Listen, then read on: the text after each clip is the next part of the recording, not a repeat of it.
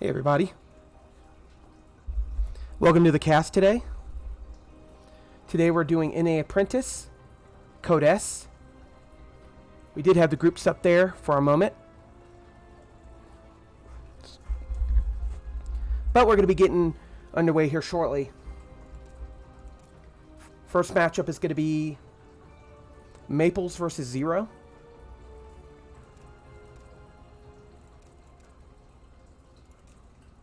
It's going to be played on Lightshade LE. Just going to wait another minute, make sure everybody's in here before we get started. If you're in the chat, feel free to let me know who do you think is going to take this first series. It's going to be a Protoss versus Terran, Maples being Protoss, Zero being Terran.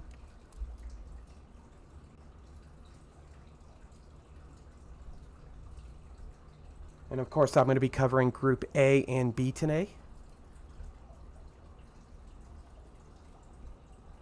Kind of want to fix that light a little bit.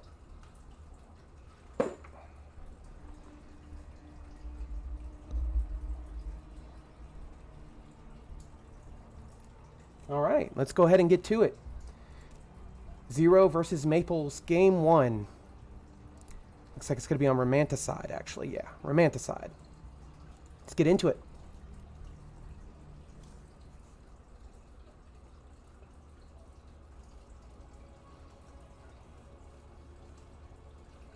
Sorry I'm a little congested today. Just kind of getting over a really bad cold. But yeah, let's go ahead and get into it.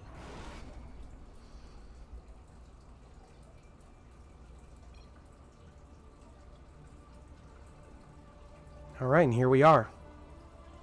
In the top left, the Red Terran, playing for Good Game Gaming. It's Zero.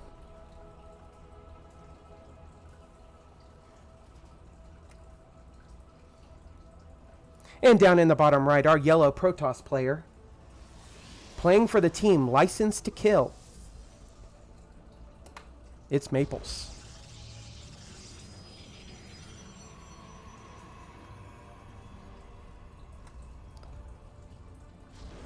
So starting off in Group A here, in the Code S groups, Protoss versus Terran, probably one of my favorite matchups. I really dig the whole Storm versus EMP dynamic. Very micro-intensive. Let's see what each player decides to open up here. Looks like we got a annoying probe down here. It's going to try to stop the construction of this barracks here, but unsuccessful. And so far on the opposite side of the map, it looks like we just got a one gate expand out of Maples.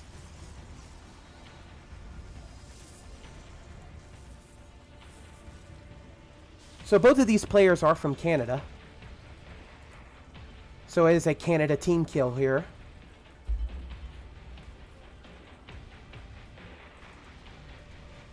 So far, nothing too aggressive at either player. It looks like Zero's just going to go for a Reaper. So he's going to be able to get over to the other side of the map and get a good look at what Maples is up to. He does have an SCV in the main of Maples, so he's going to see the timing on that second gas there. He's going to see there's not, he's not doing any double gateway pressure or anything like that. No cannon rush. Of course, he would have seen it by now. This probe looks like it wants to put down a pylon.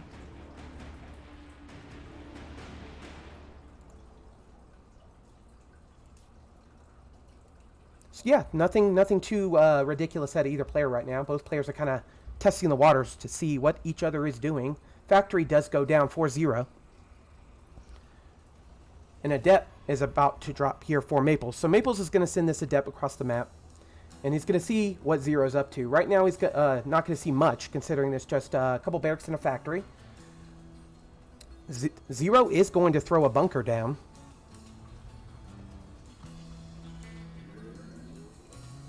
Let's go ahead and see what Zero's seen here. He's seen the Nexus. He's seen the gateway. So he does know it's a one-gate expand. So he's just putting the bunker down for safety. Doesn't really want to take too much damage here from this Adept opening out of Maples.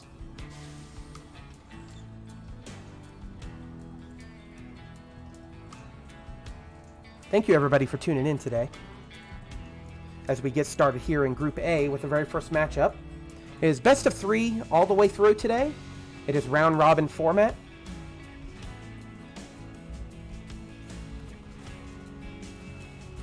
Adept's going to get in here to the main base, and these Marines, there's only 2 of them. They were kind of out of position there for a moment. SCV's taking some damage, but the Shade has already been cast. He's going to get a couple... 1 SCV? No, not even. 1 SCV goes down. And in comes the Hellion. Will it be able to get some damage done? It's going to start firing at these probes here, behind the mineral line. Ooh, he's pulling the probes a little bit there. Kind of dangerous considering the Hellion does damage there in a line. Lots of probes going down. 3 probes go down. 4. Meanwhile, on the other side of the map, probes are going down to this Adept. And we have a Stalker just kind of fighting the bunker here over to the right. Is he going to pull that Stalker back? Yeah, he's going to pull the Stalker back. 24 SCVs to 31 probes, so Maples is definitely sitting a lot better after that engagement.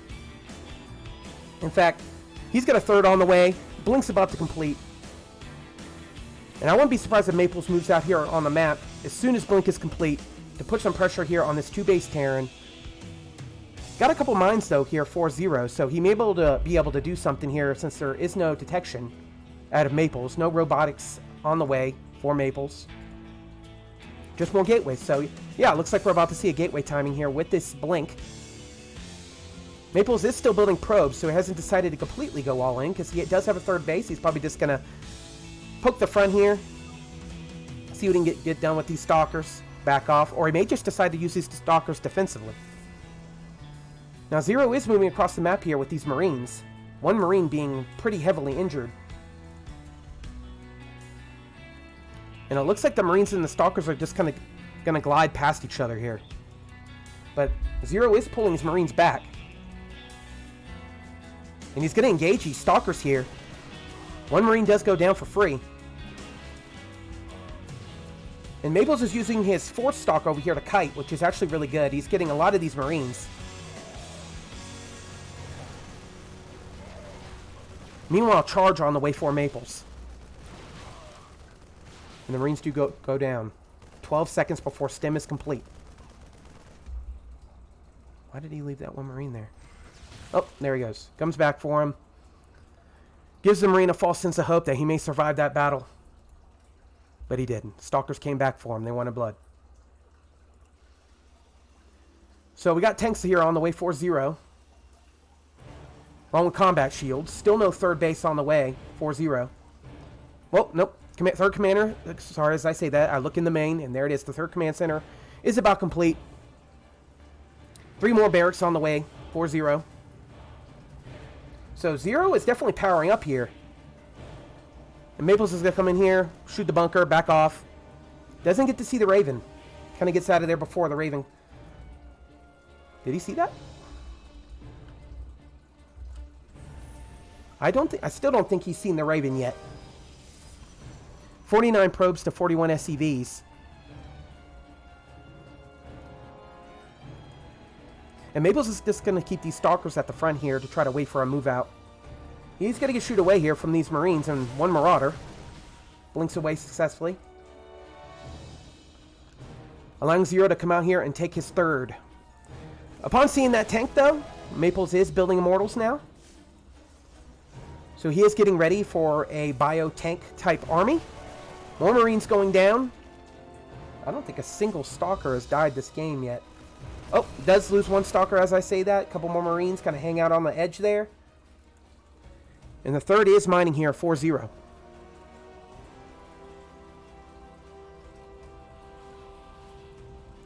Stalker's going to come back in. Take a shot from the tank. Blink out of there. I think that's pretty much Maple's time. He needs to get out of there. Any more poking and he may end up losing more Stalkers than necessary. 0 is throwing down a couple supply depots here. He's probably going to completely wall off his front ramp. Kind of force Maples into a choke point where he has to take siege tank fire in order to engage. Meanwhile, Maples, he's getting a ton of units here on the map here. He's got a bunch of Zealots and Immortal and some Stalkers. Just want to take out these rocks so he can you know, he can reinforce more quickly. There is no proxy pylon on the map, though, for Maples. So if he does attack here, his reinforcements will be coming from what will be hit now, his 4th base.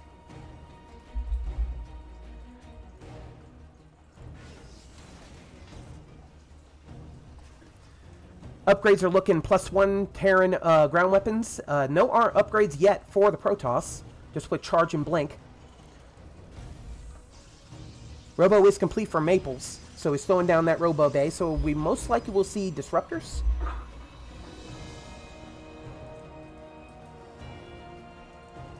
And so far, this is turning out to look like it's going to be a longer game.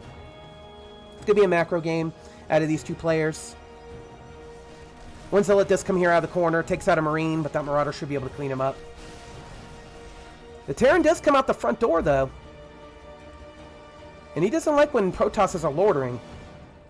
So he shoots at them, they run away. Should give Zero the opportunity to come down here and take his 4th.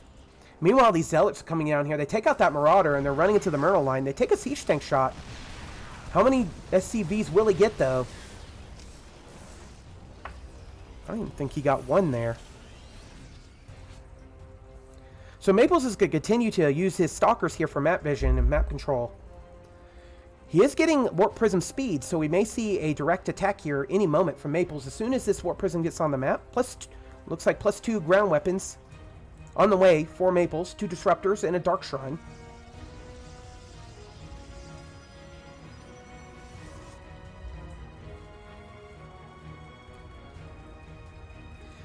And Maples is kind of letting Zero get away with pretty much whatever he wants right now. He was behind a base for quite a bit, and Maples kind of had him contained there.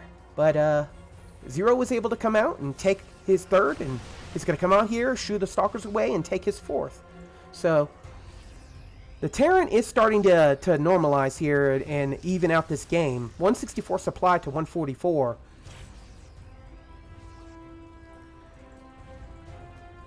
We have a Marine, Marauder, Medevac, Mine composition versus a Stalker, Disruptor, Zealot composition. Zero is trying to stay active here to check all of his expansions there on the right. Make sure there's no proxy pylons. Stalkers do come in here, shoot at the Marine Bio and Medevacs, and kind of back away. But as of the moment, there isn't really much going on right now, besides Maple moving this small force across the top of the map. There are some tanks in position, so I don't really see him getting too much done here. There is a mine. There's a nice hit on the Zealots. Another mine takes out even more Zealots. And it's starting to get where the more Maple throws in here, the more he loses. He's going to back off for the moment, while simultaneously trying to hit this side over here, trying to hit the 4th, but there's a large pack of bio there.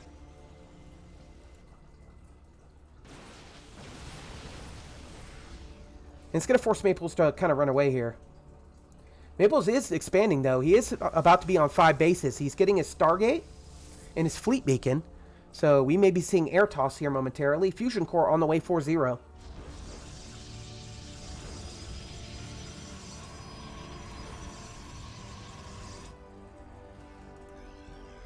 And I won't be surprised if Zero decides to put these units up into these medevacs and drop the main. Or he may just hide them here and attack the 3rd as soon as Maples moves out. But Zero, he's got all these sensor towers, so he's going to be able to see any incoming attacks. So if by chance Maples does decide he wants to counterattack, he'll see it coming. Maples has got to come in here and take out this Zealot. But the jig is up. Maples knows he's there. Zero takes on another Zealot. But 3 carriers are being built at a time here. And he's getting the upgrades for him too. So this is soon going to get very dangerous here for Zero. A couple Stalkers going down here for a couple Marines and a Marauder. Scan goes down, sees the count on the Disruptors. We are looking at 5 Disruptors here for Maples.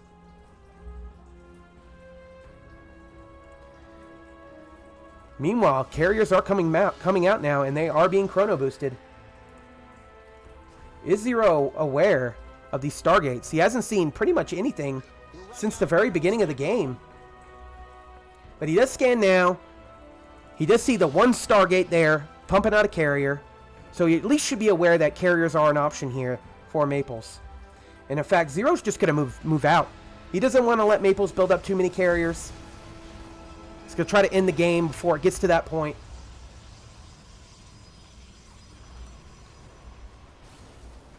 And let's kind of watch it here from Zero's perspective here. As he gets set up here in the center of the map.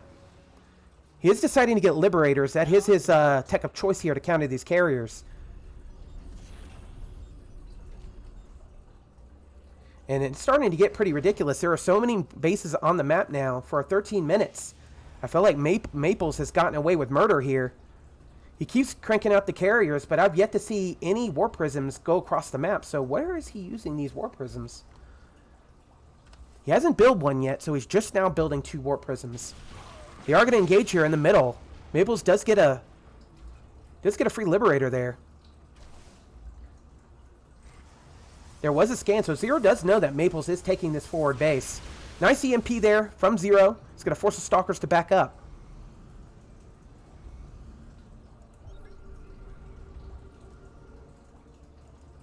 And the command center's floating out here. What will be Zero's 5th base. Along with the other side over here in the incoming turret farm. So it's looking like Sky Toss versus Liberator Bio with a couple tanks. Of course with Liberators to take on the air. A couple mines sprinkled here and there. Just in case, you know, a Happy Zealot decides to run in there and take out some SCVs. Should have no problem holding that. Small Bioforce here in the middle. But there are DTs chasing them. Zero decides he just doesn't even want to deal with the Dark Templars right now, so he's just running away. And more turrets coming down. 4 turrets, 5 turrets now. More and more turrets going down. Bio's going to get in here and see exactly what he's dealing with, but he's not going to see much. He's just going to see his death. As Stalkers and Immortals come and shoot him down. DT's kind of hanging out over here by this Warp Prism. And there's now what seemed like a quiet game. It seems like there's movement all over the place.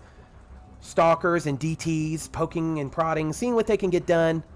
Both players able to defend pretty well. Neither one of them has dealt a death blow yet. But Maples is continuing to build more Stargates and continuing to get his upgrades. Quite a few more gateways going down here for Maples. Ooh, you can see so many scans on that mini-map. Zero wants to know, where are you on that map? Because carriers are really good at being able to get in there and pick off something and then get out. Thus is the nature of interceptors. Takes out a ghost there. Well done there by Maples. So 6 more gateways here about to drop.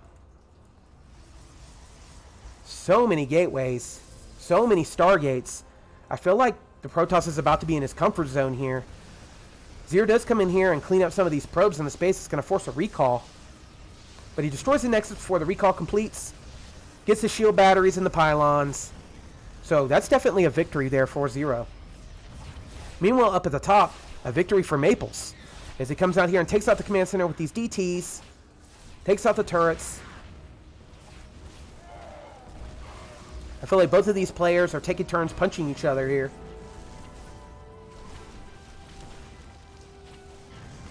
DTs do get taken out though. But not without damage. Now we're only looking at 62 SCVs versus 77 probes. So at the moment, even though Maples may be down that one base, he's sitting pretty good when it comes to economy. So many turrets, though, are going to take out some of these interceptors. So it won't be free damage here from Maples. Disruptor's going to take out the tanks. How many? We got 24 Vikings, so here comes the Air Force. Zero's Air Force is on the map here, and they're going to start picking off some of these carriers. Not sure what you're going to do with those disruptors, Maples, as he kind of moves them forward into the front there. Could have gotten hit by a couple tanks if he wasn't careful. And at the moment, this is really where we need to be watching. This is where the Vikings are taking down every single carrier. And he's still got 10 Vikings, so... Zero's sitting in a pretty good spot as far as army composition. Right now, what does Maples have?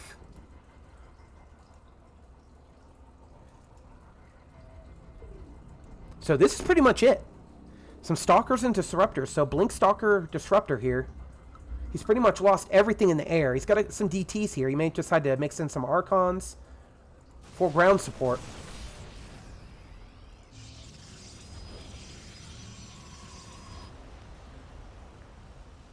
So many Zealots being warped in. Maples is deciding to double expand. He needs to get back into this as far as base count goes. He's going to move in here with these Blink Stalkers. Eats a tank shot. Gets out. Even more turrets going down. 8 Liberators being built at a time. 4-0.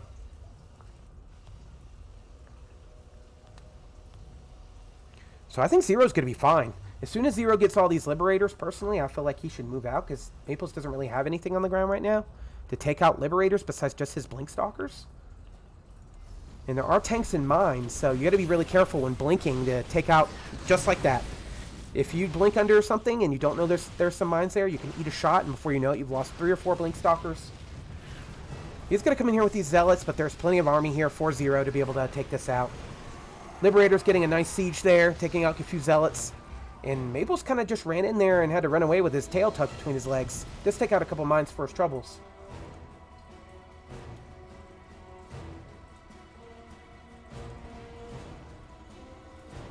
And so far, this game has been pretty nuts, actually. We actually had a Protoss decide to go carriers and then lose every single carrier to Vikings. And now we got a Stalker Disruptor force heading into the middle here. Gets hit by an EMP. Liberators are sieging up. And just like I said, there's not really much to deal with these Liberators at the moment.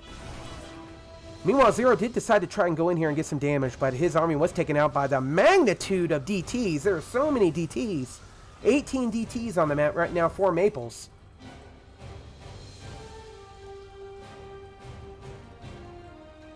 More ghosts on the way, 4-0. Please, if you are watching, let me know in the chat who you are predicting to win this series.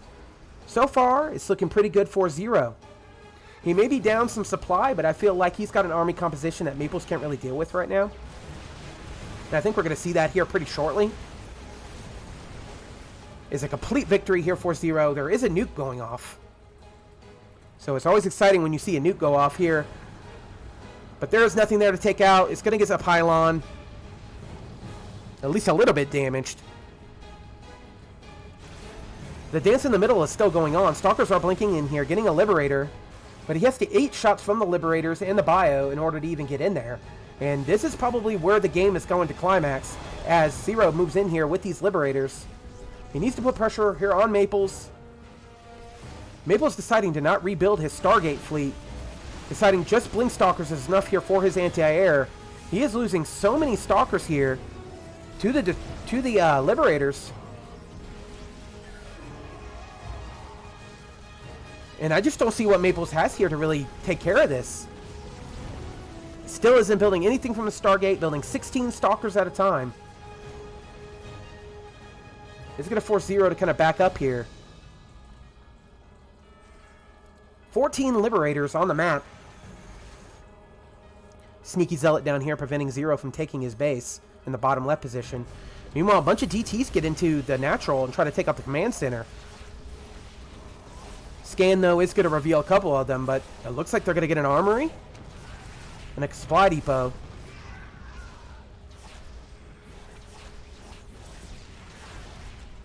So a very back and forth game here from both players. Let's take a look at the upgrades here. We got 3-3 pretty much everywhere. 3-3 for ground and armor as far as Terran goes, and as far as Protoss go, we got 3 weapons and 2 shields and 3 armor. So pretty much to the very late game here. 6 more carriers are finally getting built, but is it too much too late? Sorry, too little too late. As there are such a mass of Liberators now that I feel like anything that Maples builds out of his Stargates is going to get insta-killed. Zero deciding to keep building 3 Liberators at a time.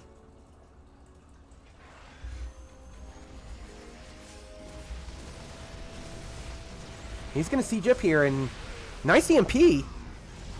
Ooh, disruptor shots do get a ghost there. And a couple marauders and a marine.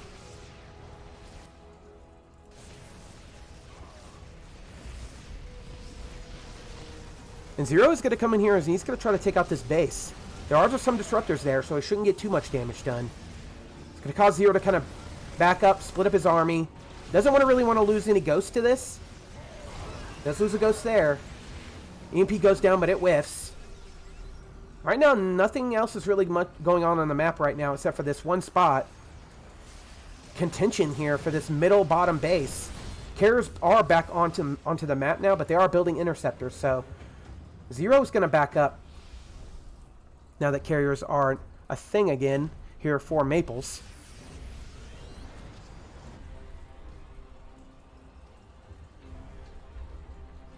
Lots of DTs over here. Waiting for Zero to float a command center over here. Maybe he can get the command center without even having noticed.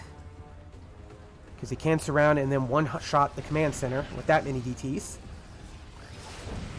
He's got DT blink, so he's going to come in there.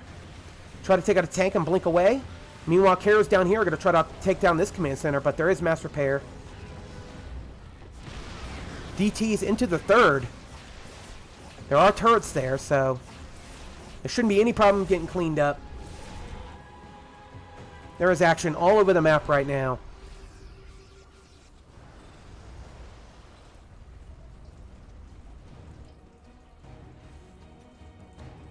So far, this has been a pretty interesting game, considering we had a Protoss who went Skytoss, decided to then go Stalker Disruptor, and then back to Skytoss. We've seen a nuke, and we've seen massive amounts of DTs. Plenty of ghosts. Maples is not going to get this command center. 54 SCVs to 83 probes, so Zero definitely has to get something done here. He is heading into the top right with all these Liberators and his bio with ghosts, but DTs do blink in there, get on top of the ghosts, but they do get EMP'd. So nice move there from Maples and nice counter there from Zero.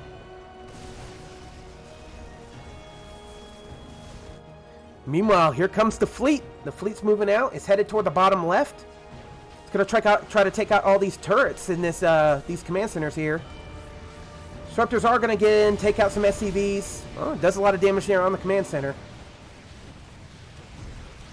Almost a mini base race of sorts, as one decides to take out one's expansion while the other does the same.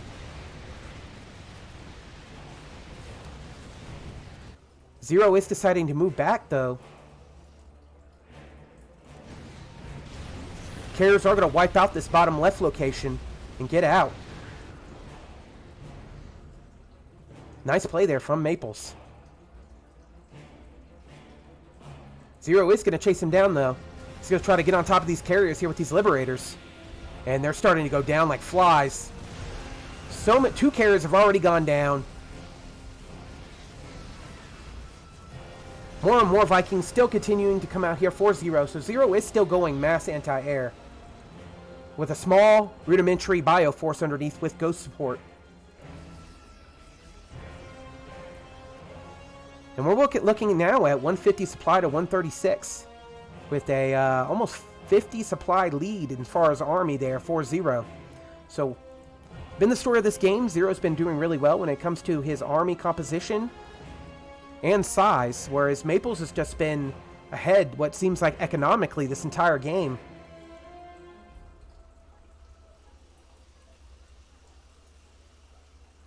And thank you, SNSD420, for coming out in support of Maples. I'm sure he appreciates the support. We definitely appreciate you tuning in today.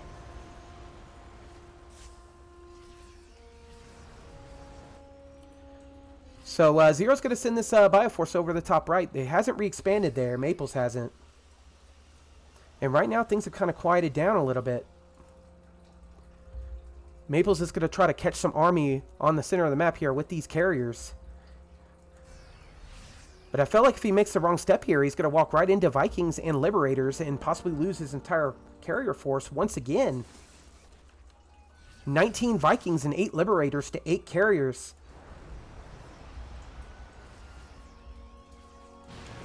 Carriers are going to come in here and take out this expansion.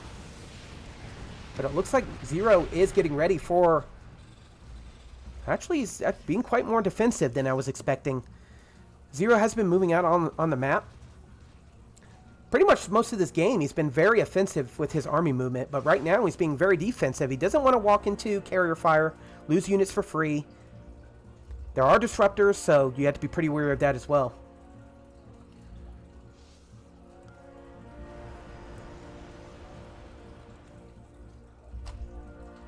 So looking here at the upgrades, I kind of wanted to see what the air toss upgrades were on. Right now we're sitting on 3-3, so carriers are pretty much invincible after 2-2. Or even just +2 air weapons. We are looking at a 3-3 air Protoss force here at Maples with lots of zealots, disruptors, and just a couple of archons. And it's looking like we're going to see an engagement here. Maples was able to come in here and take this out last time and get cleanly away, but this time Zero is moving a lot faster across the map. I think he's going to catch Maples as he moves back. In fact, no, Maples is going to move forward. Maples thinks he has what it takes to end the game right here, so he's moving up. He's going to engage into these turrets and allow Zero the opportunity to get ready here for this fight. Liberators are going to siege up, take out a couple zealots. Turret's doing a great job helping with the interceptors.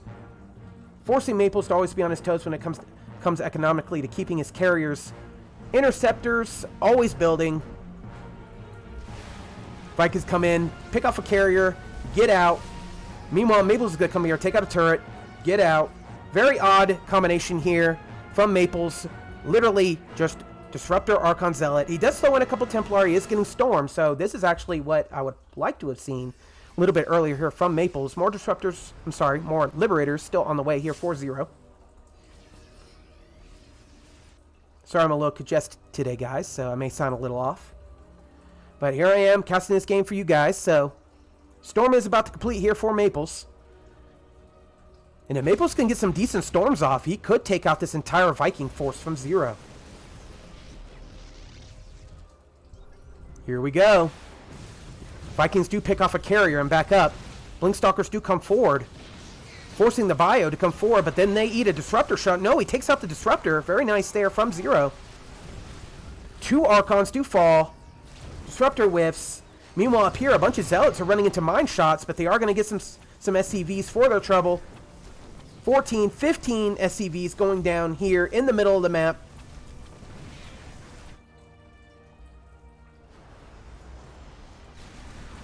Liberators, though, are going to come in there. Ghosts are going to be able to take out some of these Zealots. Doesn't want to lose a Ghost there. Loses a Ghost to a Zealot.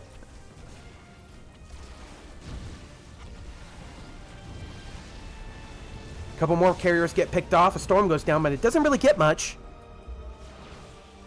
Those Vikings sure are clumped. They would be so sad if they took such a massive Storm. Meanwhile, not anything on the board for Maples as far as production. Nothing at all. Ooh, Zero does eat a nice Storm there.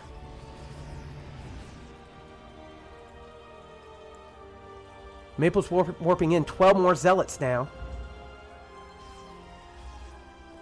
But it's getting to a point where I feel Maples is almost running out of steam. He's almost mined out in all of his bases. He needs to make something happen here. These carriers are going to come in here and try to take out this command center. He does get 15, 16, 18 SCVs. He will take out this command center. And I feel like Zero's almost cautious to try to attack here.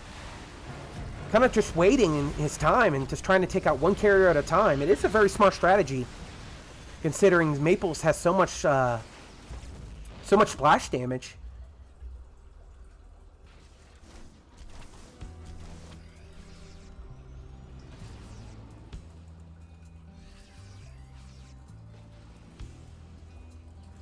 And right now, still nothing on the board for Maples. He's continuing to just build Zealots to reinforce his air and disruptor army.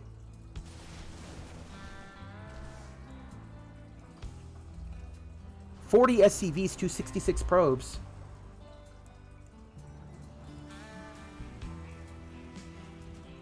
And the game's kind of slowing down a little bit. Maples is just waiting for the perfect opportunity to jump in and try to do as much damage as he can. Meanwhile, Zero just continues to build Liberators and SCVs. He is going to try to get up here into the top right. There are a bunch of DTs, though. With a massive warping of Zealots and a couple cannons, Maples is going to successfully defend that attack.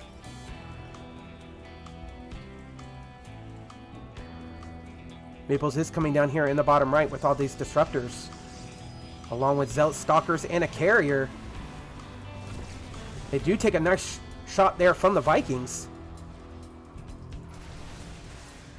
But Maples is running in. He wants to do some damage. Liberators are going to siege up, though.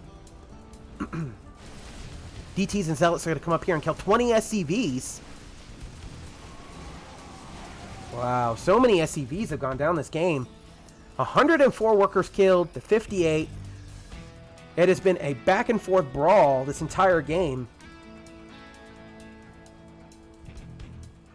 34-minute game for our first match of the series.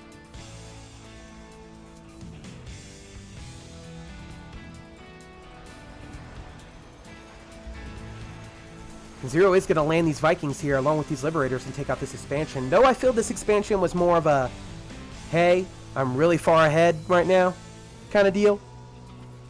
Meanwhile, Maples is going to come in here with these Archons and the Zealots. There isn't really much left to kill. Most of the SCVs have died. Zealots simultaneously also hitting here up in the top. So 2 command centers go down there. And I feel like this is kind of snowballing now. Zero doesn't really have much left.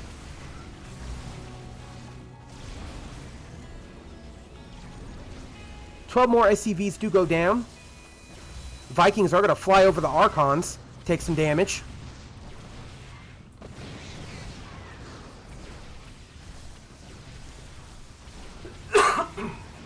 Excuse me. It is very dry out here in Colorado this time of year. So right now, we got a very weird base racy type situation where I feel like Maples can put some damage here on Zero, and Zero could do the same if he moved out on the map.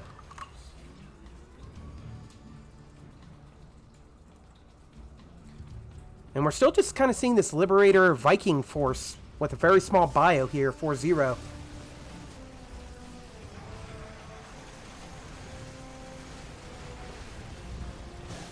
Nice storm there from Maples. It's going to kill quite a bit of those Vikings. But I feel like Zero wants to move in here and in this game. If he can, he's going to siege up these Liberators, try to take out some of these Zealots and Disruptors. Maples does pull his army back. This is one of the last few mining bases Maples has.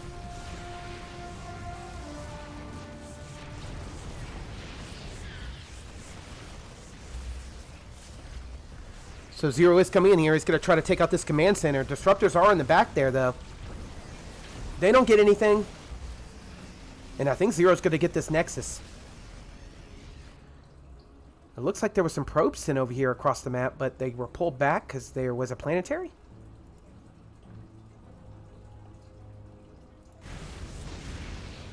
Meanwhile, we still got a nice little fight over here on the top right of the side of the map. Zero is vying here for his place in this series. He's going to try to take out this Nexus. Bunch of shield batteries do go down. And Maples is moving out across the map. So just like I thought, this is going to turn into a base race. Because he is not coming back to defend. He is going to hit the bottom left.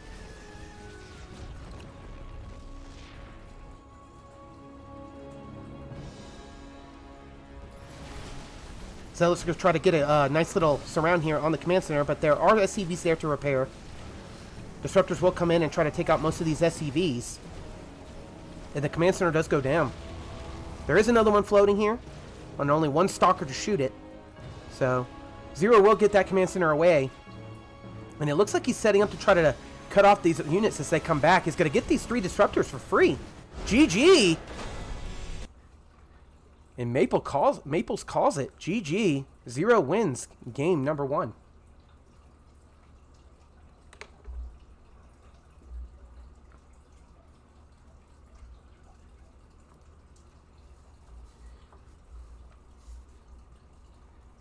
So Zero does take game number 1 in this best of 3. Thank you, everybody, for tuning in today. I will be chugging this water most of the night tonight. My throat is very dry.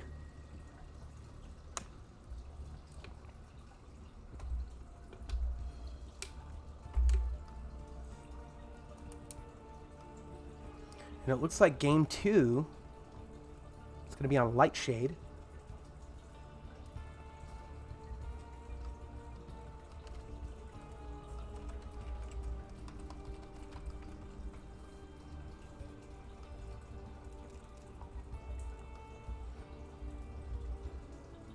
And I will be casting groups A and B tonight.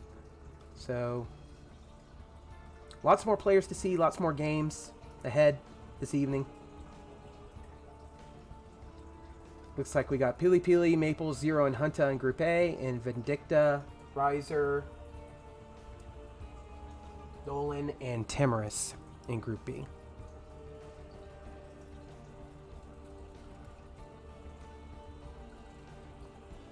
So we're going to go ahead and hop right into game number 2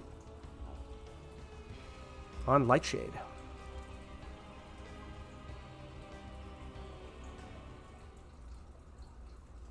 And please let me know in the chat who your guys are rooting for. If you're from the NA region, these are your NA heroes. Let's go ahead and get into it.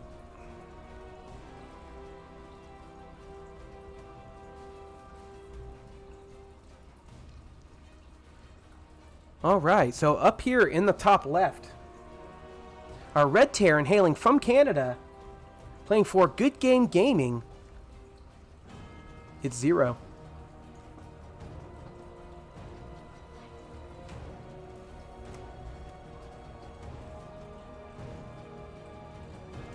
All right, and down here in the bottom right, our Yellow Protoss friend,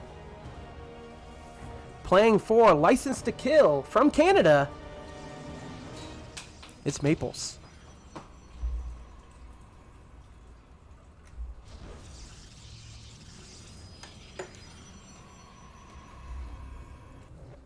So game number 2 here.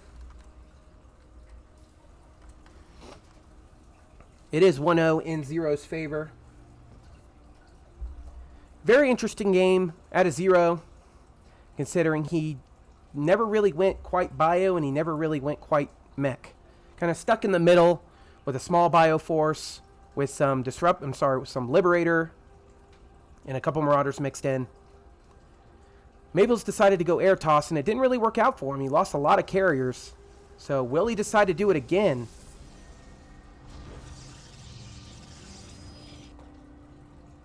One difference already, Zero is deciding to open up Marine here instead of Reaper.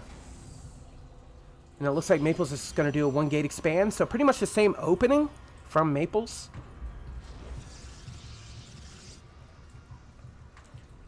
Zero is going to get his command center down. Not only after an annoying probe came in and tried to delay it as much as he could.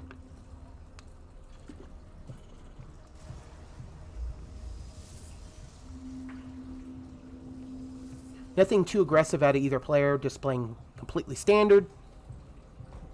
Adept here on the way here for Maples.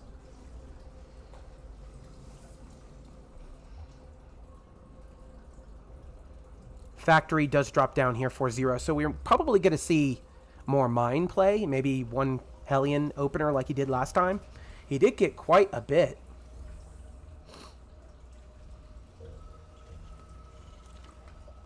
Hey, Hunta.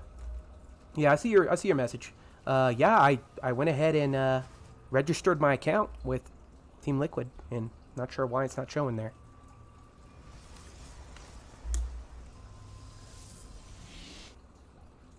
Stargate is going down here for Maples.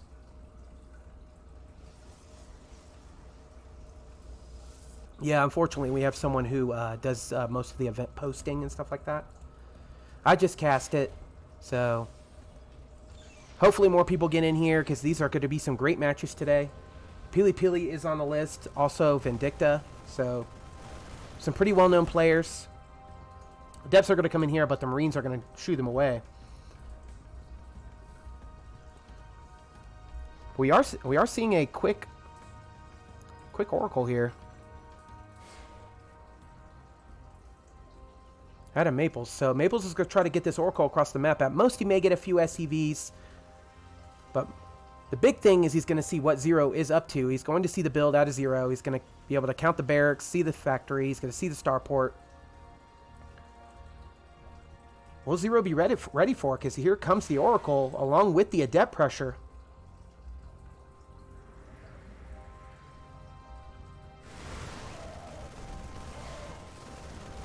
All the Marines, well, most of the Marines go down. Quite a few, actually. Zero is going to pull his SUVs back, and whoa! Maples loses the Oracle. Big misplay there out of Maples.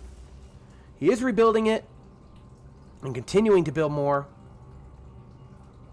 But at the moment, that was a really good defense out of Zero. He may lose another couple SCVs to these Adepts, but losing an Oracle for only a couple Marines, definitely not worth it in my playbook. Does get the Adepts. So nice defense from Zero. Second Oracle is going to fly in here and see what it can get done. Takes out the SCV here, building one of the barracks. Second barracks also delayed. He's actually targeting the barracks. SCV, another SCV goes down. And is he actually going to try to take this barracks out? No, he's going to... Okay, he's going to fly into the main here and try to take out a couple SCVs. And he loses the second Oracle to a mine shot. So, second Oracle does go down. And it looks like some probes were going down to some... What looks like what was a Marine drop. Don't see any mines here, Burrow. Most likely a Marine drop. Third Oracle heading across the map. And let's see what's going through Maple's mind here as we see his vision. Blink is on the way for Maple, so very similar to the last game where he opened up with Stargate and then decided to go Blink.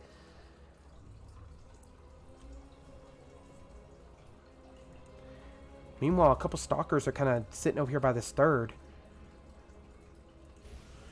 Most likely just checking to see if a third had dropped here, 4-0. He's going to... Maples is going to fly in here, take out another SCV, delaying this command center. And more SCVs are going down, but how many Oracles has he lost already? He's already lost 2. Third one does get out of there.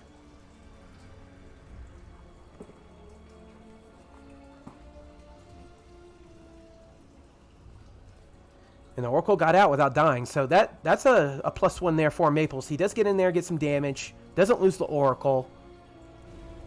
But he's not really getting an over... there's... Zero's definitely not worried about it, basically. He's not throwing down turrets. He's not worried about the Oracles at all. He knows he's got this. There is a large force moving out here from Maples, though. Lots of Stalkers are coming out, getting ready for this Blink and +1. So this looks to be a Blink +1 timing attack here out of Maples. Meanwhile, Zero does have a bunker in his natural, and he does have a Marauder to deal with these Stalkers. Robo is going down, so we're most likely going to see a War Prism. Will Zero be able to hold this? Or is Maples really just going to sit out here and play more reactionary, I guess you'd say? Nice attack there on the stasis trap from Zero. He's going to take that out, but forces him to come into the fire of the Stalkers. Stalkers are going to get a couple Marines. But Maples, he's taking a 4th base behind this. War Prism is complete, so the attack is nowhere near finished. And down comes the 3rd base for Zero. +2 weapons on the way for Maples. So Maples is going to get ahead in the upgrade lead here as soon as this +2 completes here in quite a ways. But War Prism is moving out onto the map. Got a couple Zealots here that he wants to show Zero. Hey, just take a look at my Zealots here. They're pretty nice. He's going to drop them here in the base, but there is a Widow Mine there. Oh, and loses the War Prism. Goes down with 3 Zealots inside. Great play there by Zero, leaving that mine there on the corner to get the War Prism. Nice play there from Zero. So Maples, he's lost 2 Oracles and a Warp Prism to Mines in the main base of Zero. So at this point, Maples may be deciding that may be it as far as harassment goes. He may decide to just build up here and just end the game with a large push. Zero is moving out here onto the map here with his Marine Marauder Medevac with mine support. Does get a nice Raven there for detection, just in case his Maples decides to be cheeky with more DTs. And there's going to be a large attack here. Maples is going to try to get on top of this force here, but nice mine burrow there. It's going to keep Maples from getting on top of his bio force. He's going to come up here. Is he going to elevator into the main? Yes, he's going to elevator into the main. Zero picks up his units and he goes right into the main. Doom drop right on top of the tech and buildings of Maples. Meanwhile, Maples comes here and cleans up what was left behind. But lots of damage going down here. Let's see what Zero can get. He focuses down these Zealots and he's going to... Is he going to get this Nexus? Both of these Colossus can't do anything. GG! And Zero wins. Game number 2, taking the series. 2-0.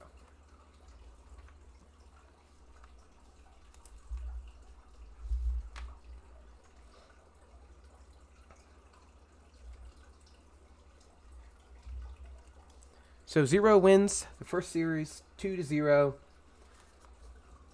A victory for Canada, even though both were from Canada. Let's see, series number 2 is going to be Pili Pili versus Maples. So we're just going to take a quick little break so I can get some more water, and then we'll be right back. Stay tuned. My child, and embrace the glory that is your birthright. Know that I am the Overmind, the eternal will of the Swarm, and that you have been created to serve me. Serve the Hive. I control the groove. Serve the Hive.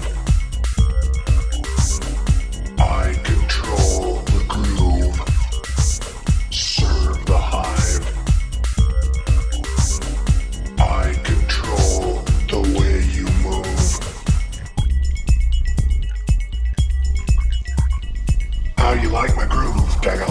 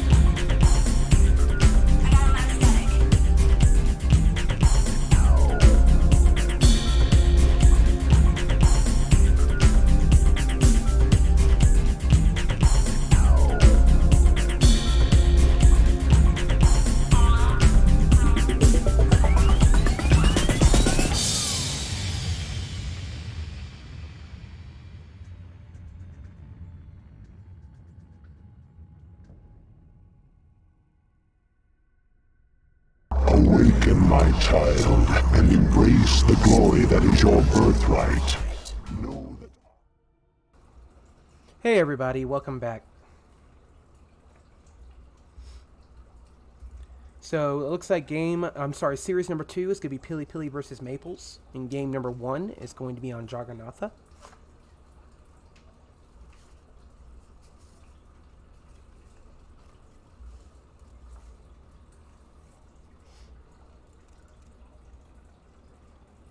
Please let me know in the chat who are wanting to win this series, Pili Pili or Maples. I know we saw some support for Maples earlier in the chat.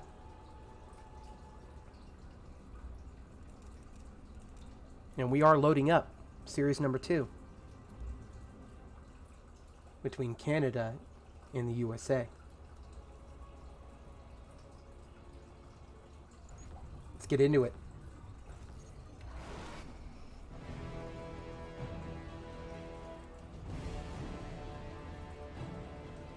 And here we are on Jagannatha, looking at our yellow Protoss, hailing from the USA, playing for Good Game Gaming.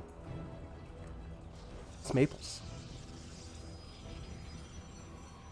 I'm sorry, he was playing for License to Kill. Just want to make sure I get that right. Up in the top right, playing for Good Game Gaming. Our blue Protoss is Pili Pili.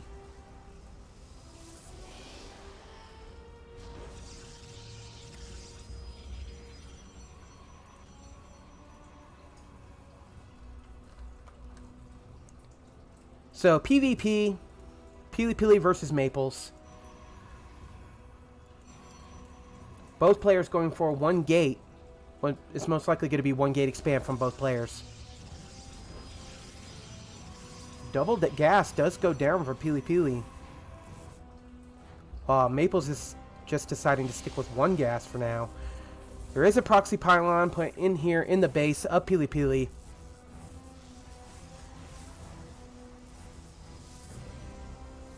And it is going to complete here. Is this going to be... This is already getting very strange. Considering that there is a pylon in Pili Pili's base. I mean, I guess he maybe forgot to cancel it. Meanwhile, over here on the other side, Probe is going to get in here from Pili Pili and see exactly what's going on here. It's good to see the timing on the cybernetics core. It's good to see that there is not a natural expansion, or at least try to block one.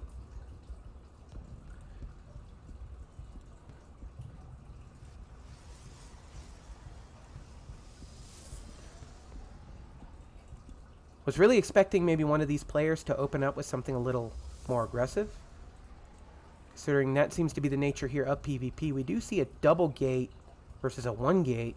So this can snowball. If Maples is not ready for it, if he doesn't have a shield battery or maybe even something to defend here, Pili may decide to just wait and build up a couple stalkers here before he moves out. Or he may just send them directly across the map. He is getting a Stargate though. And this Zealot is going to come in here and see these stalkers.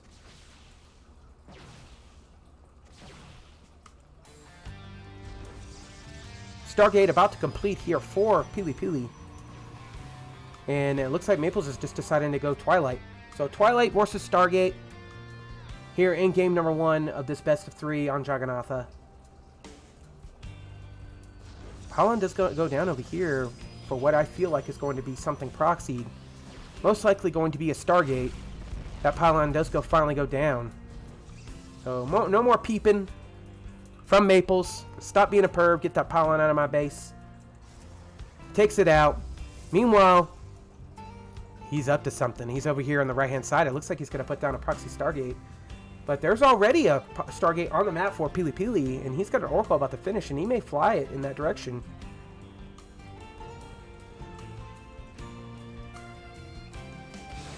Meanwhile, a Stalker Dance here in the middle. Quite a lot of damage on the Stalkers there from Pili Pili. Maples is going to get a nice little defense there. considering his shield battery is complete. But in comes Pili Pili's Oracle. How much damage is this going to get done? There is a shield battery there. He's decided to just throw down a stasis trap instead.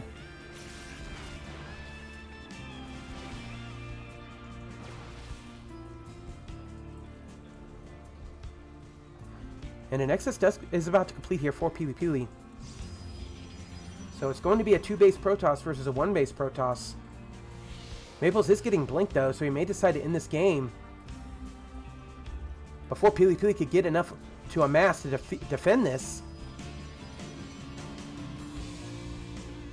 He's going to come in here and get a couple volleys on these Stalkers in this Nexus.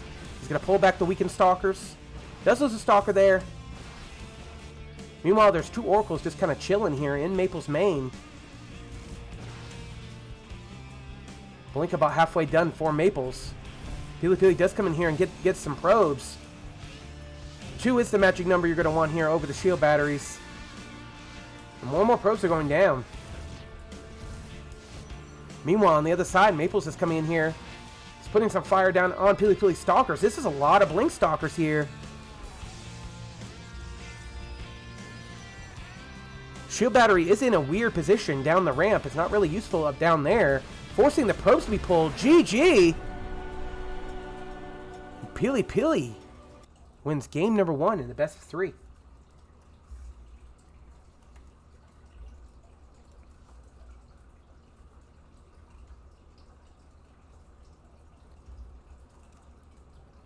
So Pili Pili takes game number 1 on Jagannatha. Very fast game. Almost as soon as I got comfortable with it, it ended. So game number 2 is going to be on 2,000 atmospheres.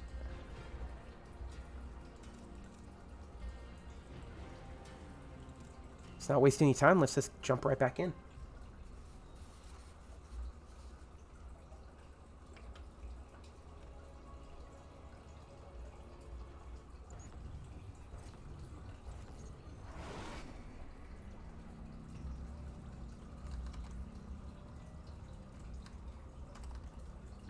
All right, up here in the top right are yellow Protoss. Playing for License to Kill Gaming. It's Maples.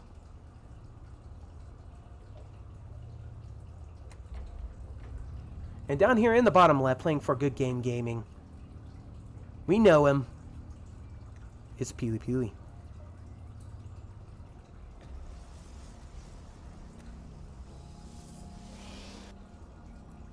So game number 1 going by there pretty quick. Pili Pili deciding to end the game with a Blink Stalker all in.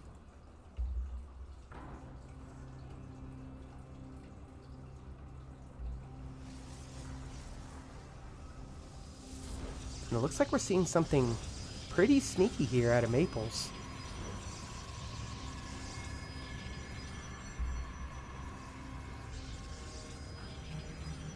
Will Pili Pili see it, though? I'm pretty sure he knows, considering the timing on the probe.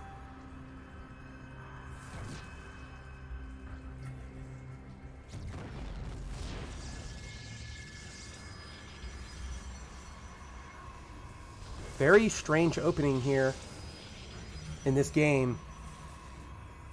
More buildings being built in other people's bases. Currently, nothing sitting in the base now for Maples.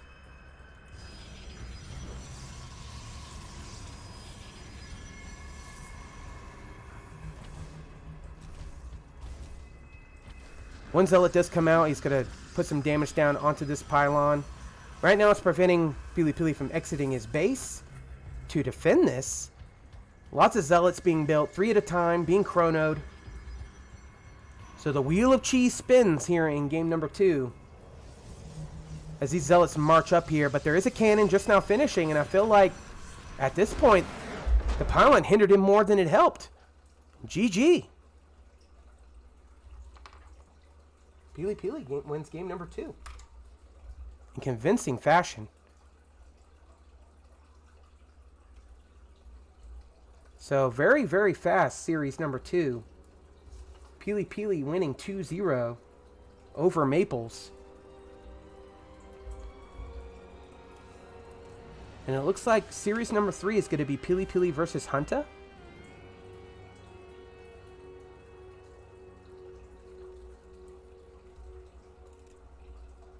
Game number 1 is going to be on Oxide.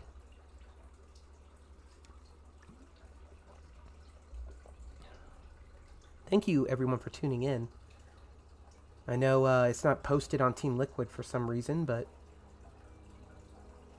even though my account is registered with Team Liquid and set to show up when I stream, I did reach out to the people who run the tournament. Hopefully we can get that fixed for you guys.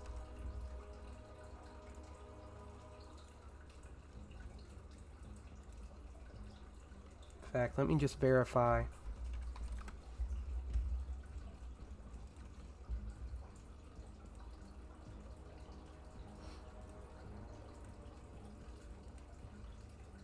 Let's make sure everything's set up correctly here on my side.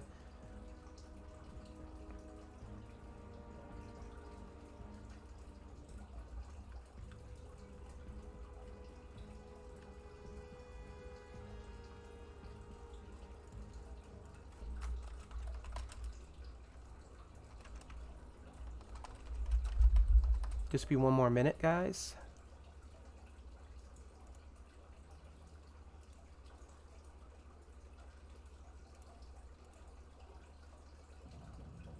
And they don't have mountain time. Let's see.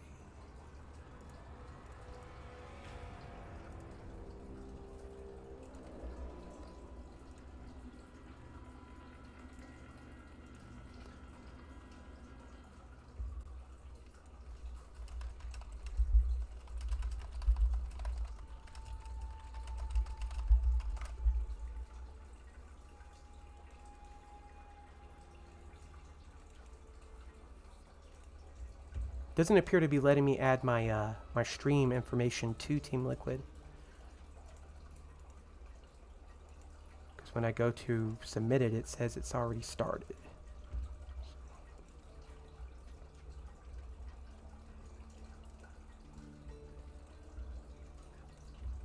Alright, so we're just going to get back into it then for the people that are tuned in. Pili Pili versus Hunta on Oxide.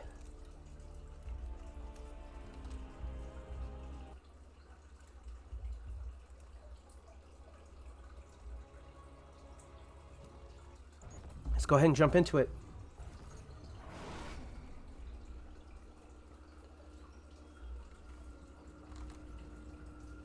All right.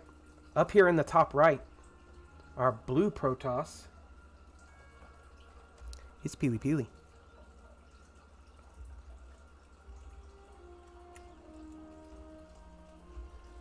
And down here in the bottom left, our red Zerg. I've cast in before. It's Hunta.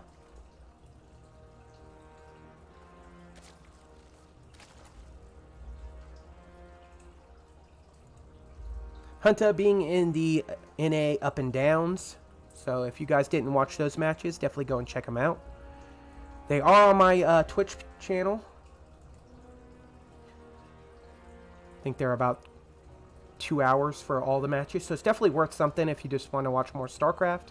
Kind of see how the players got here to these points in their groups. Hunta did decide to go hatch first. One gate expand from Pili Pili. So Group A is kind of going pretty quick here, considering we're already up 2 series now. Now on match number 3. Between Hunta and Pili Pili here. Both of these players being from the United States. This is not a Canada versus USA. It's now USA versus USA.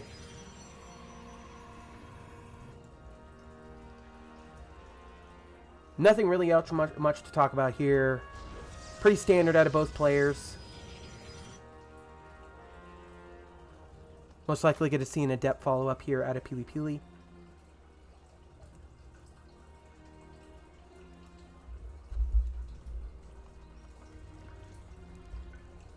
Hunta is going to be able to fly this Overlord here and see the state of Pili Pili's wall. Also see if maybe he can spot any tech as soon as that cyber drops. Zerg speed just now started for Hunter.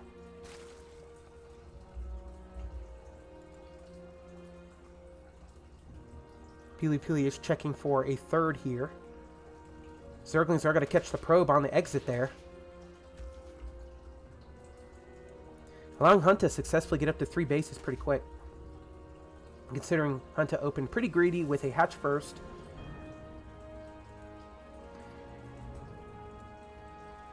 One adept here is finished, but he's deciding to just leave it here to wait for the second one. Stargate almost complete here for Pili Pili. So it looks like it's going to be an Adept Oracle attack, similar to when Pili Pili was facing Maples. Void Ray follow-up here from Pili Pili. Adepts are going to come in here, and these Zerglings are going to try to get on top of them. They are shaded into the main, though. Hunter does get one Adept, so nice play there from Hunter. Pili Pili is going to try to put his Adept in the most annoying spot possible to try to get as much damage done as possible. 4 workers go down.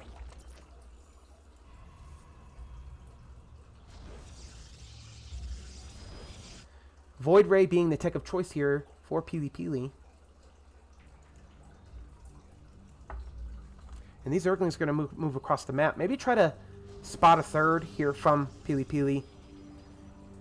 He's not going to see one. He is going to see a Void Ray, though. So Hunter for sure knows that there are Void Rays on the way. And we all know Protoss never stop with just one Void Ray. More Void Rays on the way. Lair started here for Hunter, so he may decided to go Spire. More and more Void Rays deciding to go down. Roach is on the way. So there is a thing that you could do, you know, before Protoss gets too many Void Rays. You could just go across the map with a ton of Roaches and try to do as much economic damage as you can. Kind of weaken the Protoss a bit. Pili Pili is being very active on the map with his Void Rays, though, taking out any stray Zerglings to try to get out and take a peek at what Pili Pili's doing. Taking out Creep Tumors, putting pressure on these Queens. Definitely making Hunter stay on his toes here. Void Rays 2 at a time now being chronoed here from Pili Pili.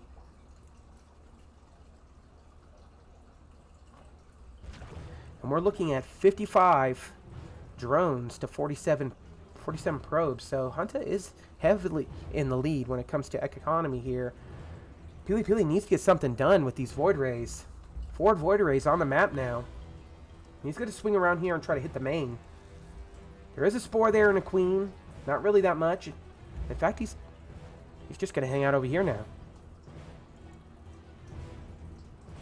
Third dose drop here for Pili Pili. I think he's waiting for these last 2 Void Rays and then he's going to go in. Zergling does see the Void Rays moving out, though.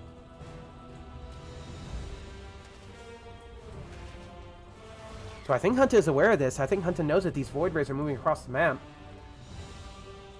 Is he prepared for it, though? More Spores are going down. Pili Pili's got focused down the Spore here, and then focus the Lair. Queens are going to come in here to try to stop this, but it may be too little too late. No. Hunter gets in there. He almost gets a Void Ray, and he defends his Lair. So well done there by Hunter. Nice defense. So it looks like we're going to go Hydras. Very nice choice out of Hunter to defend these Void Rays.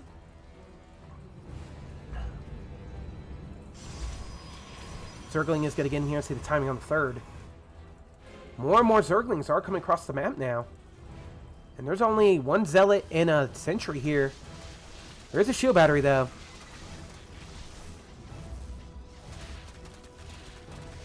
He's going to focus down these shield batteries, forcing the Void Rays to come back and deal with this. Meanwhile, Hunta's getting ready. He's getting Hydra speed right now.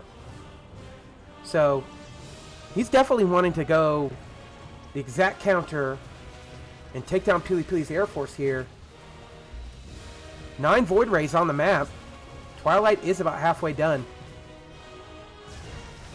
4th on the way for Hunta.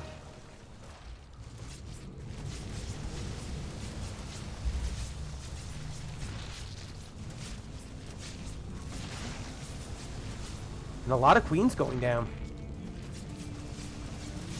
+1 weapons on the way, along with +1 air weapons. Twilight about to finish. 10 Hydras are coming up.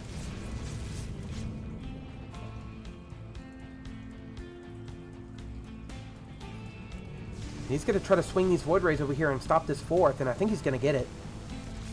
He does cancel it, so good there on Hunta. He's going to recall, because he most likely sees this army moving outside the front. So Hunta, nice play there, making Pili Pili recall.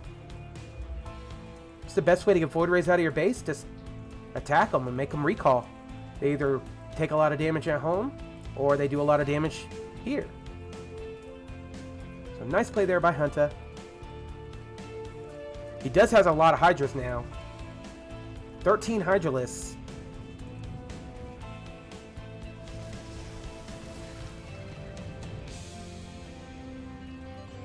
Fort does go back down here for Hunta, but I think it's going to get targeted again. Cancels it. Once again, Pili Pili is doing great at keeping Hunta on his toes, preventing him from expanding.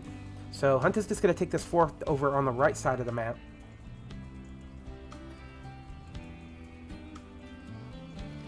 +1 about to complete for Pili Pili. 2 more Void Rays on the way, and a large gateway explosion at a Pili Pili. Along with, you guessed it, it's going Storm. At least Storm or Archons. Both would be really good in this composition against Hydras being light units. Void Rays versus Hydra straight up. Not the greatest of battles. He does have more Hydras back here though, and he's able to target down one of the Void Rays. 2 Void Rays go down.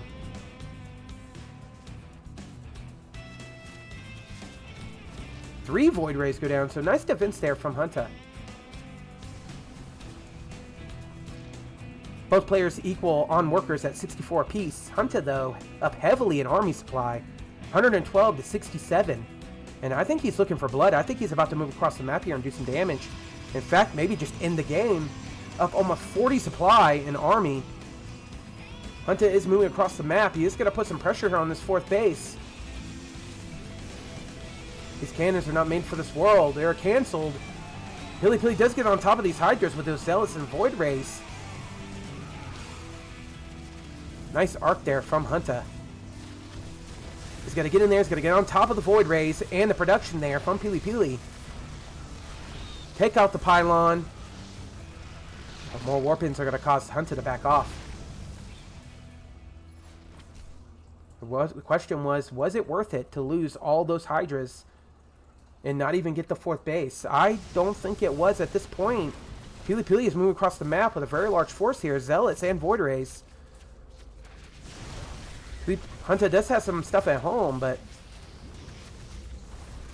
he may end up losing some drones here. Actually, no. Pili Pili's just going to round the corner and get out. Get out of Dodge. He saw what he needed to see. Storm is complete, though. And +2 is started. +2 weapons for Pili Pili.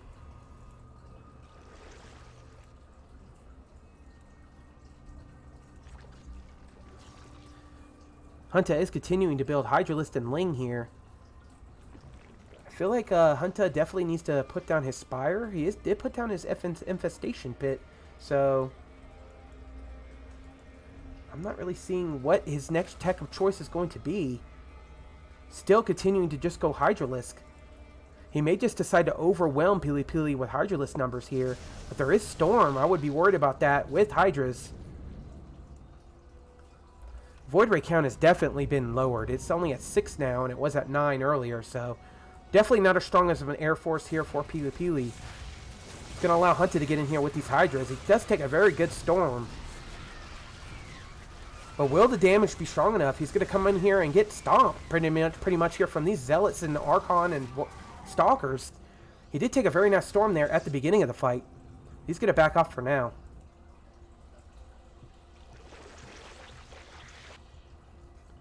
+2 here about to complete for Pili Pili. And Pili Pili is moving out here with these Zealots and Void Rays.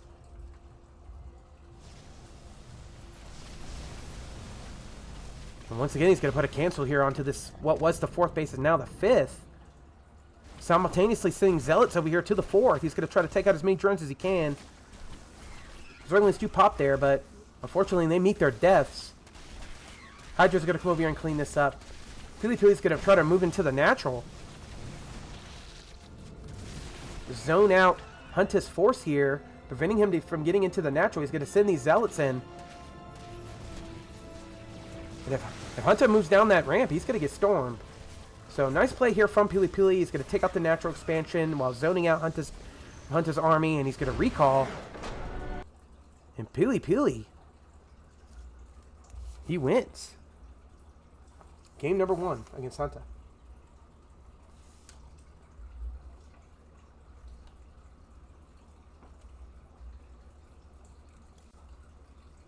So Pili Pili does take game number 1. In our 3rd series of the day. Next map is going to be 2,000 atmospheres.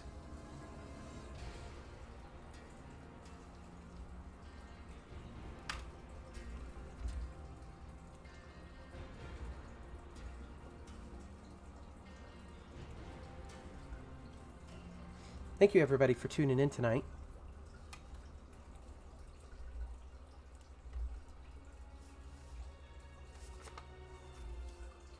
We're almost about halfway through tonight's cast of Group A and Group B for Code S for NA Apprentice. Let's go ahead and get into game number 2.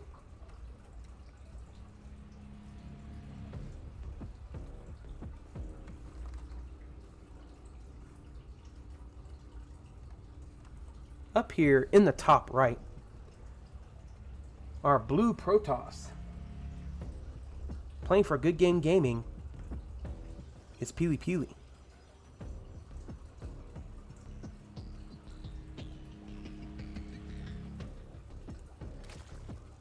And down here in the bottom left, playing for Team USA, is Hunta. USA, USA.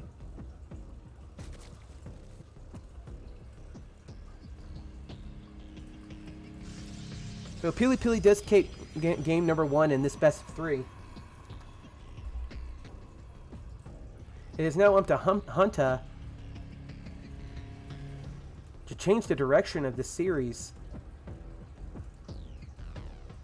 1 gate expand out of Pili Pili and hatch first out of Hunta.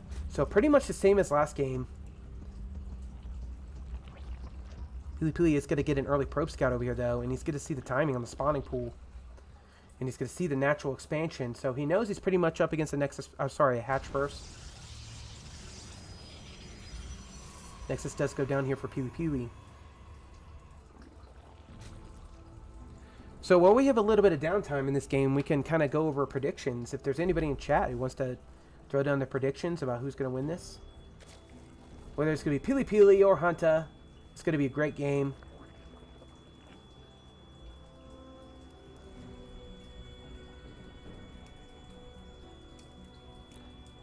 Nothing outrageous out of either player. Both players actually playing pretty standard right now.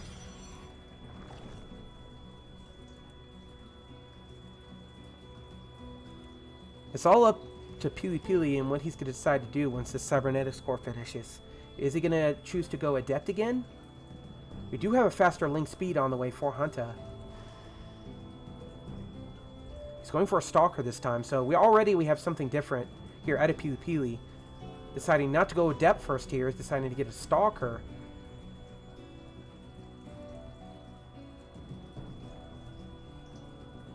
Very fast Twilight Council out of Pili Pili.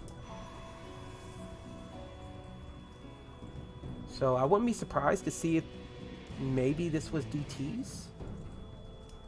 Personally, I think it's going to be Blink, but anything's always possible with Protoss. He may decide to go DTs. He does double gas in his main.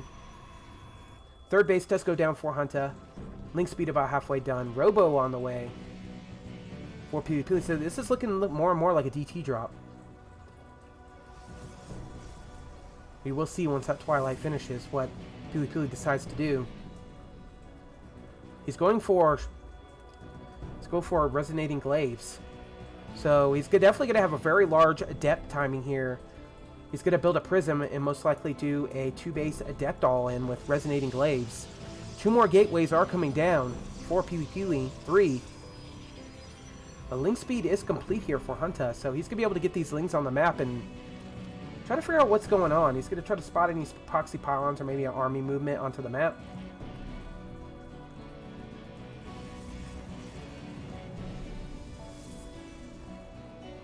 Meanwhile, these gateways are finishing up, and Pili, his Resonating Glaives is about halfway finished.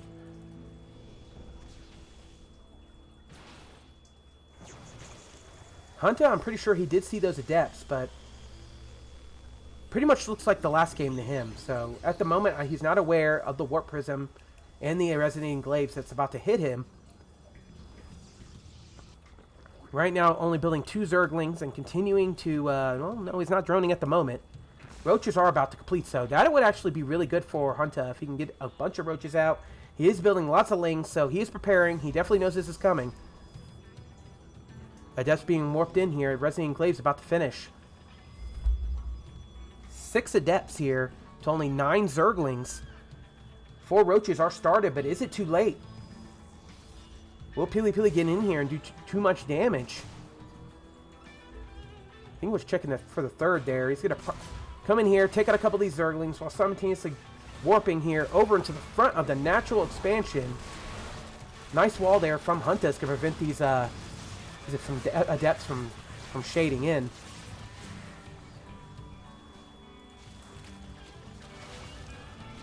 So now he's in the main, and he's going to get out of there with the Warp Prism. So nice damage there from Pili. 6 workers going down. So not too bad. I personally felt like he could have done a little bit more. But due to that wall there, Hunter was able to put up a nice defense. Not losing too much, but even more gateways going down for Pili. So if once you're not going all in, go even more all in. Warp Prism is going to come back into the main, but Hunter is ready with some Roaches and some Queens. He's going to start firing on this Warp Prism. He's going to force Pili to get out of there. Meanwhile, 1 Adept that's coming up in here to the natural, which I kind of feel like was, he forgot to cancel it, I think. And Hunter's moving out on the map with all these Lings. There's really only a couple of Adepts and a Stalker here for Pili. He does have 1 Immortal, so very helpful when it comes to the Roaches, but with the massive amount of Lings that are coming out here, Hunter's going to need to put some damage here pretty quickly here, considering if Pili gets too many Immortals, I have a feeling he's just going to A-move across the map.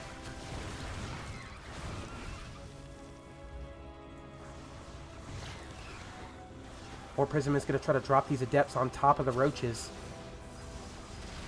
Hunter's moving back. He's moving back with all his army. And it looks like Pili's moving out with his army across the map. He's not going to take a third. In fact, Hunter's just going to poop creep on it. Forcing Pili here to go what I thought was a 2-base all-in with Resonating Glaives. But that is a lot of Zerg waiting for Hunter there at the top of that map. I'm sorry, at the top of that ramp. Pili is probably going to just try to go around.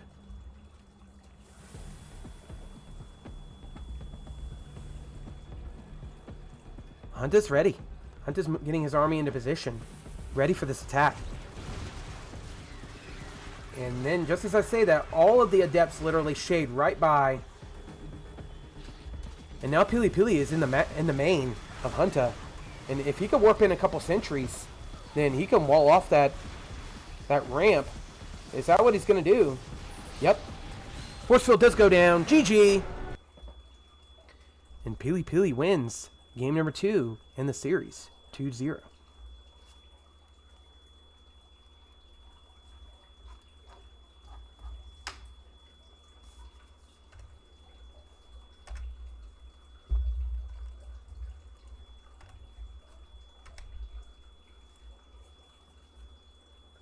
So there we have it. Game number 2 goes to Pili Pili. And it looks like the next series is going to be Pili Pili versus Zero.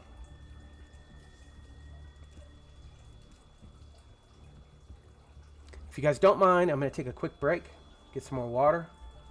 And when we come back, Pili Pili from USA, Zero from Canada. Don't go anywhere. My child, and embrace the glory that is your birthright. Know that I am the Overmind, the eternal will of the Swarm, and that you have been created to serve me. Serve the Hive. I control the groove. Serve the Hive. I control the groove. Serve the Hive. I control the way you move. How you like my groove, Dagoth? Well done.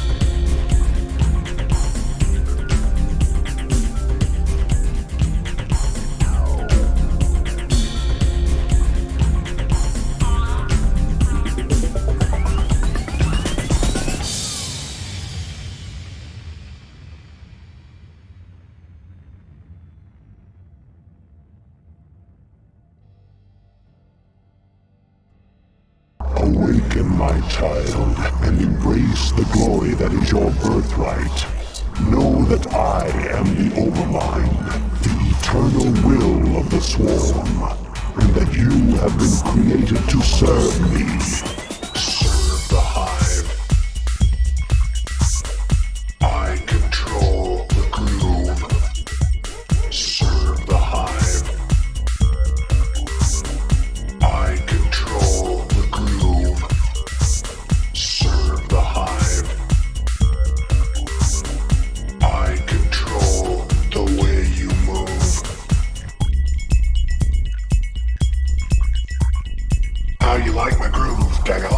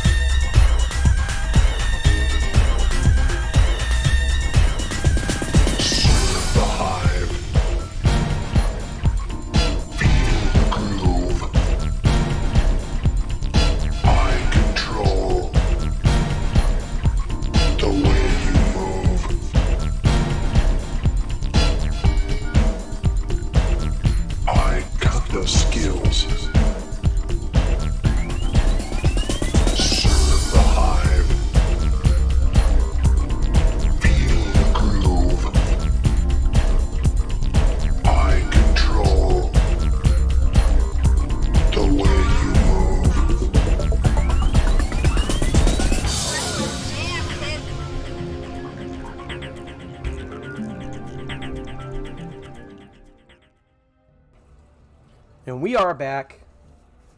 Sorry for the delay. Everything seems to be working now. The event should be posted now on Team Liquid. You should be able to see the stream now and be able to click on it. For some reason it wasn't working. That's actually the first in a long time working with Team Liquid and something not work when it should. For some reason I just refreshed a few times and then finally showed up. So it is up now.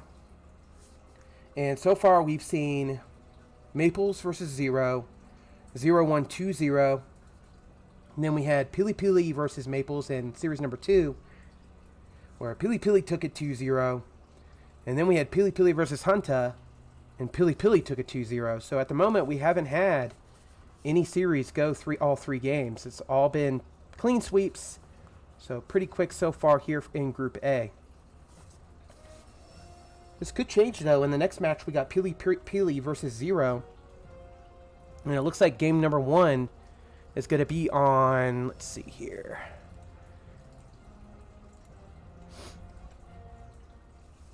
Let's make sure that everything is set up correctly and that we are in game number 1 here.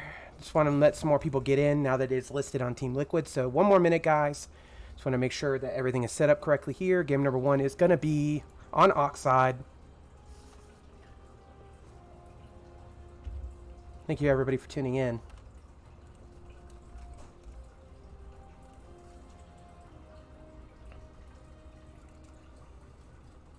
What's up, Fecal? How's it going?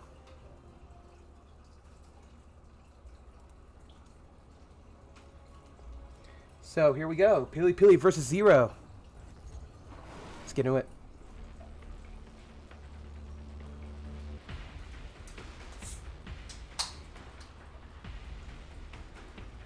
Up here in the top right are Red Terran playing for Good Game Gaming from Canada. It's Zero.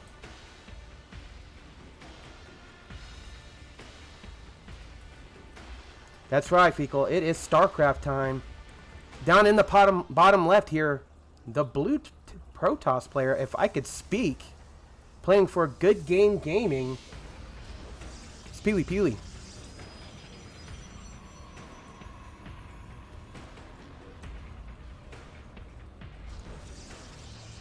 Best of 3 here, all the way through. Round robin format. So lots of matches here tonight, both Group A and Group B. Right now we got Zero versus Pili Pili, a Terran versus Protoss. And we're most likely just going to see a 1-gate expand here out of Pili Pili.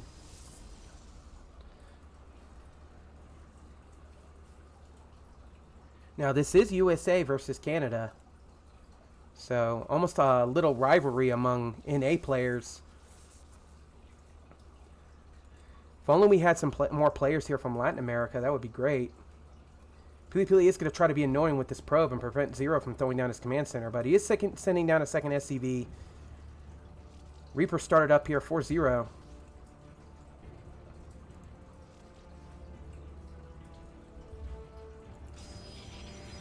Double gas going down here for Pili Pili.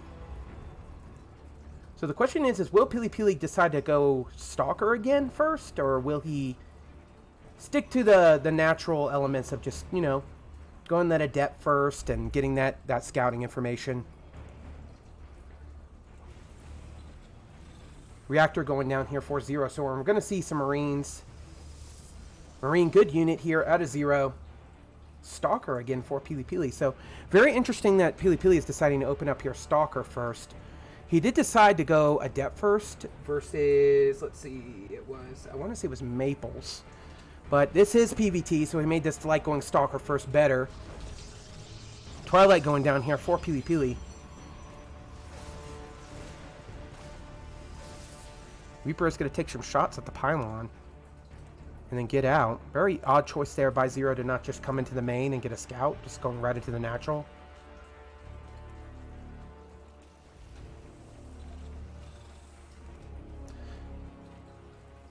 Alright, so we got 2 barracks here and a factory out of Zero.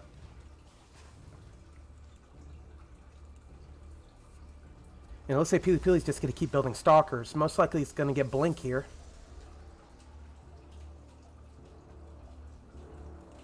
then again, he does like his adepts. He may decide to go Glaives again. Nope, it is Blink. So Pili Pili is going to go 2-base Blink Stalker here. So now we wait. How many gateways is he going to go with?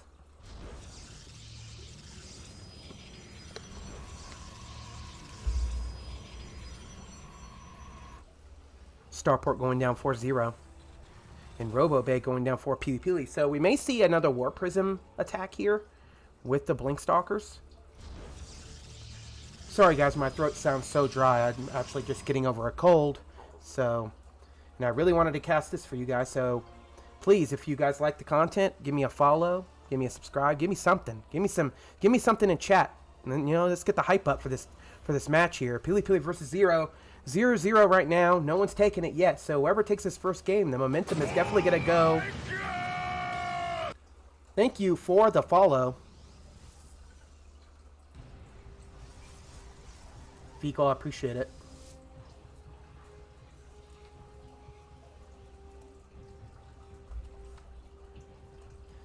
Right now, Pili Pili is behind about 8 SCVs. So very interesting that Pili Pili is probing so hard right now.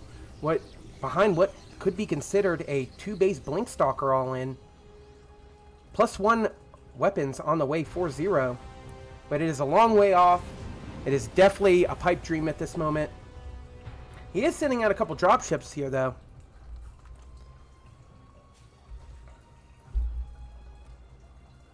And it's going to be, how much can he get done with this? Reaper is going to take fire against the Stalker. And we all know who wins that fight. Stalker's going to take the Reaper down.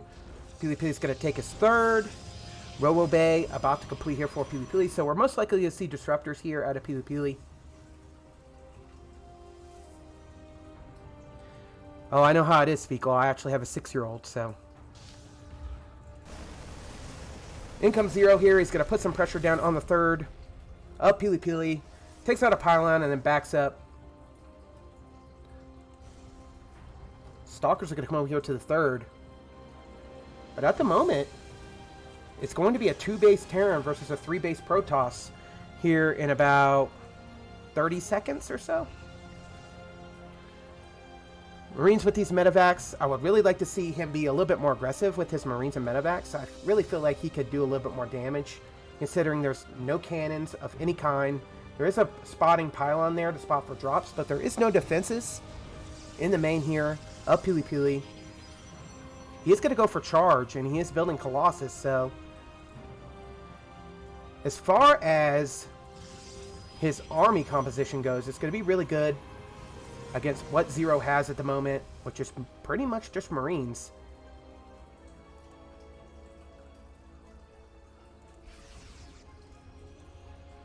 Observer here is going to see what's going on. But I don't think Zero saw that Observer, or else he would have sniped it. Marine's going to come in here and take fire against Stalkers and the Colossus. Colossus misses the laser beams. A couple Marines go down, but there's a lot here from Zero. I feel like if Zero could get his tank sieged up in a good position, it could put Pili Pili in a spot where he may have to choose whether to defend a base or take damage.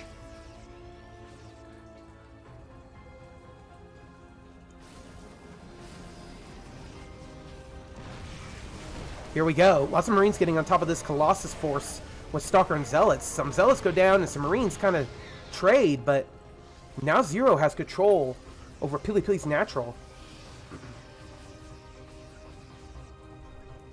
Second Colossus now on the field for Pili Pili, and I feel like now with 2 Colossus, Zero maybe have to pack up and go, which is exactly what he's doing. He's going to pick up the tanks here and not leave and decide to drop the main instead. So he's going to drop the main instead. He's going to drop in here. Like I said before, not much here to stop this. Stalkers and Colossus going to come and get on top of this army. Zealots hitting the tanks on the bottom. Takes out a tank, and nice defense out of Pili Pili. Pretty much wipes the floor with this force. Almost everything going down. More Marines continuing to get rallied across the map here, but they're kind of getting rallied to their deaths. 3 base Protoss to 2 base Terran. Their command center on the way for Zero, but is it too late? Has Zero missed his opportunity here to do anything meaningful in this game?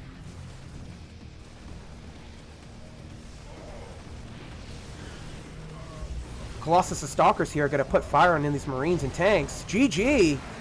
Pili Pili takes game number 1.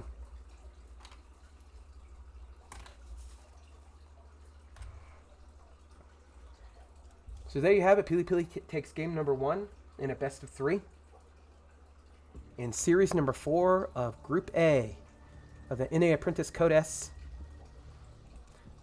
Map number 2 is going to be on 2,000 atmospheres.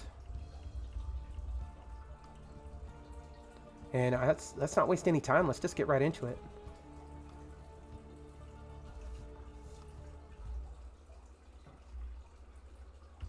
Please let me know who in the chat, who you are rooting for. All of these guys are NA heroes. They represent the best of the NA scene. And let's go ahead and get right into it.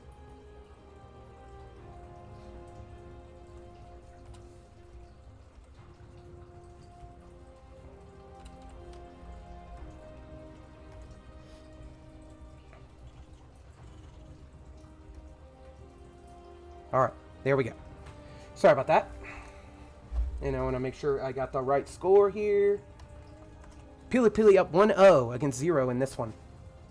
Down in the bottom left are Red Terran. He's playing for Good Game Gaming. It's Zero.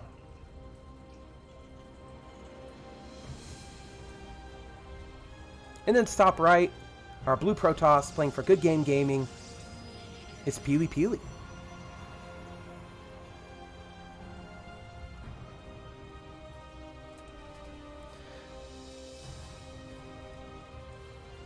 All right, so game number 2 in this best of 3 between Pili Pili and Zero. Pili Pili up 1-0. So he definitely has an opportunity here if he wants. He can kind of open up cheesy. The momentum would definitely be in his favor. He is, however, deciding to go 1 gate expand. So unfortunately, we're not going to get any cheese this game. But I mean, if you were to show me this game and in the previous game, I would pretty much say that they are the same opening out of both players. Nexus does go down for Pili Pili. I'll be curious to see if Pili Pili decides to open with another Stalker, or if maybe he decides to go Adept this game.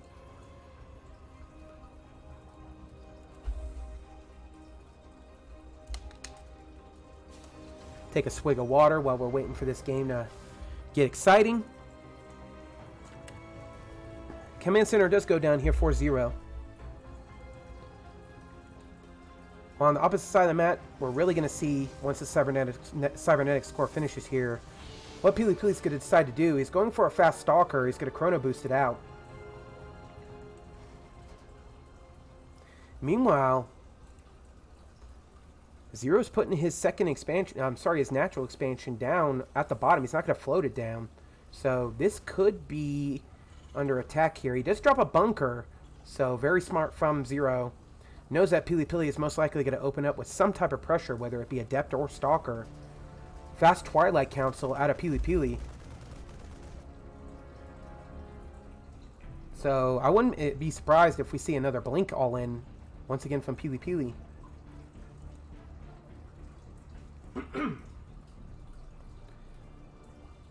More and more Marines being built here for Zero on the opposite side of the map. He does need to put those Marines in the bunker if he wants to be defensive when Pili Pili decides to move out here with this Blink timing that he's doing. Blink is on the way. How many gateways will Pili Pili put down? And will he have a Warp Prism built this time like he did last game?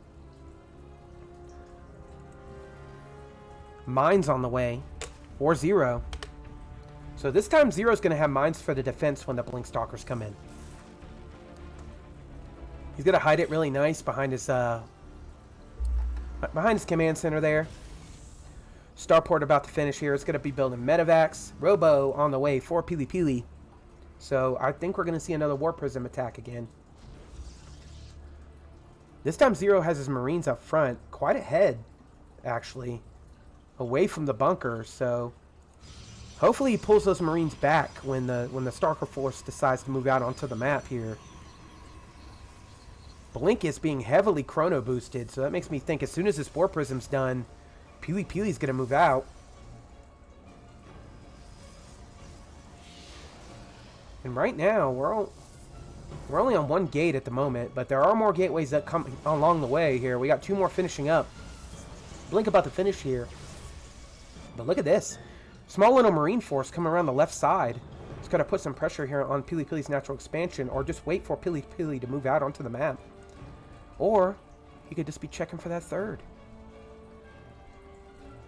Simultaneously, he's going to try to drop some mines here on the face of Pili Pili.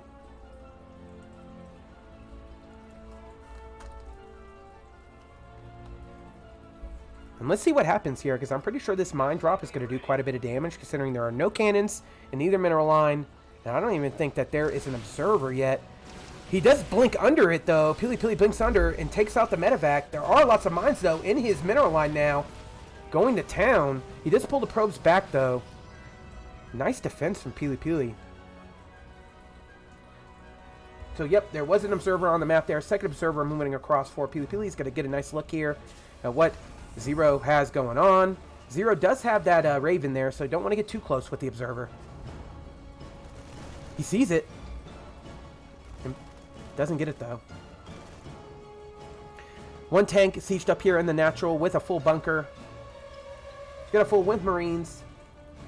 Stalkers are moving across the map, but I don't think he's going to try to use these to be too aggressive. He's probably just going to poke in and try to maybe take out the Raven or get a couple SCVs. This isn't meant to be game-ending damage at this point. Considering Zero is sitting so nice on a bunker and a tank, I just don't think Pili Pili is going to be able to get too much done here. He's going to poke at the supply depot, back away. Just kind of see what he could find. Right now he's just trying to make it seem to Zero that he has map control, when truly he only has a couple of stalkers. Nothing really else going on the map except this third base here from Pili Pili going down. So it will be a three base Protoss versus a 2 base Terran. Zero definitely needs to get that command center down onto the third as soon as he can. It seems like every game has kind of been behind in the base race as far as building bases faster. Pili Pili always seems to be quite one step ahead, almost playing like a Zerg would play a Protoss, just trying to always be one base ahead of your opponent. Colossus now on the map for Pili Pili, so very similar to last game where we saw Stalker and Colossus do quite a bit of damage. And now it's up to Zero. What is his tech choice going to be to take on this? He knows that there's Stalkers there. I don't think he knows about the Colossus yet. I really would like to see Zero maybe do a scan on the third or the second to try to see what composition Pili Pili is going for. But then again, Zero probably knows he's either going Colossus or he's going Disruptor. He hasn't seen any Stargate units. He hasn't seen an Oracle, so really, what else are you going to go with Protoss against a Terran? You're usually going to go something with lots of splash damage. So you're either going to go Storm, or you're going to go Colossus, or Disruptor. So, right now, Zero is deciding to build more Medevacs and Marauders, and he's getting concussive shells. Meanwhile, Storm is going to be part of the composition here for Pili Pili. 6 more gateways finishing up as well.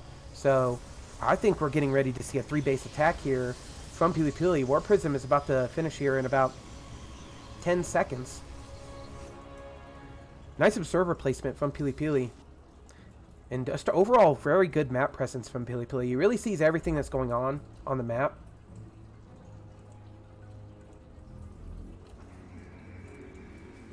War Prism is complete. And Disruptors are on the way.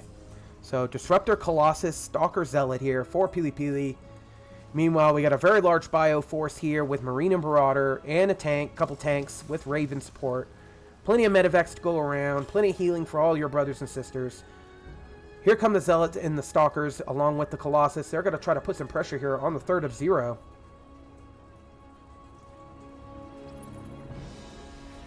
There is a bunker there. And I think Zero's going to be ready for this. Ours tank siege, though. He does have one tank, but it's pretty far there in the back.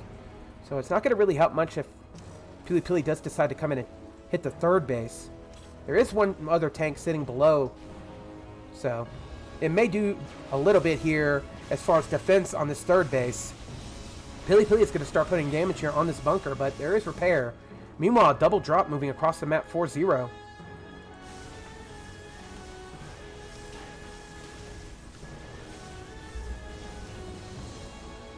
And a probe is actually going to see this drop. So nice catch there from Pili Pili. Pili Pili is hallucinating a Colossus here. Try to make Zero focus on the wrong unit here. It's going to focus down this tank. And then back up. 24 SCVs go down. And all of a sudden, it's starting to look pretty hairy here for Zero. They're sitting at 44 SCVs to 61 probes. And it looks like damage is just happening everywhere. There are Zealots in the natural. It's attacking in the third. It's forcing Zero to pick up his command center. Not the position you want to be as a Terran. You definitely want to be mining that third with mules. Meanwhile, Pili Pili's moving out here with the Stalker and Disruptor Force. He's going to meet up here with the main army. And when that happens, I feel like lights may go out here 4-0. Does scan and get rid of that observer, so nice play there from Zero. It's not going to allow Pili Pili to get the vision he needs to get a clean engagement here.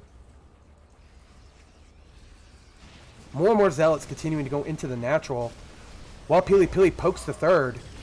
Nice mine hits, take out quite a few Zealots. And Pili Pili's expanding behind this. So he's definitely getting the damage he needs to get done while simultaneously expanding behind it. Warping in these Zealots over here on the right side. He's probably going to just try to run those into the natural, but there is a mine there. Nice hit on those Zealots with that mine. He is going to get some SCVs, but Marines should be able to come over here and clean this up. Loses at 6 SCVs for the trouble. Meanwhile, more and more Zealots getting warped in over here. And Pili Pili setting up to hit the third at the same time. Lots of batteries coming down. Storm about 90% complete. Nice hit with the disruptors there on Zero's army. Takes out a big chunk of bio.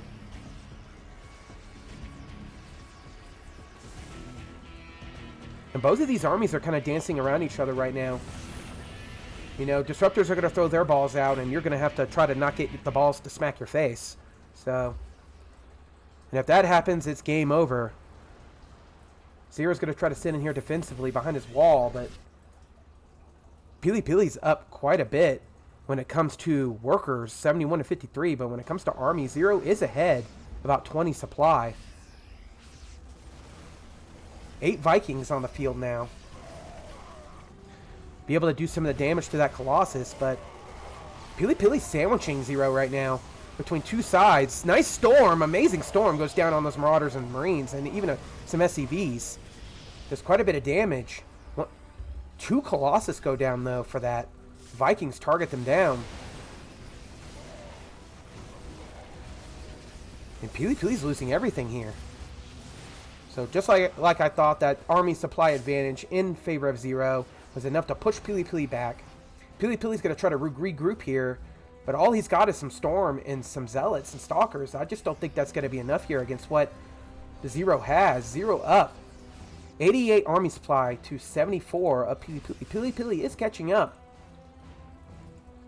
And this War Prism's going to try to go around the corner here and be sneaky and maybe warp in a couple more Zealots.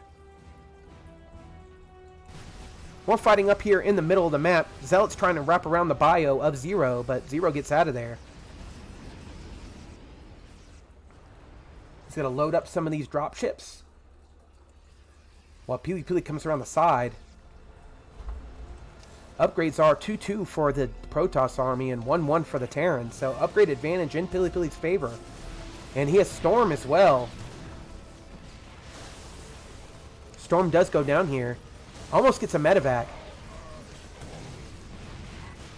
Simultaneously, this small bioforce is going to try to hit the third.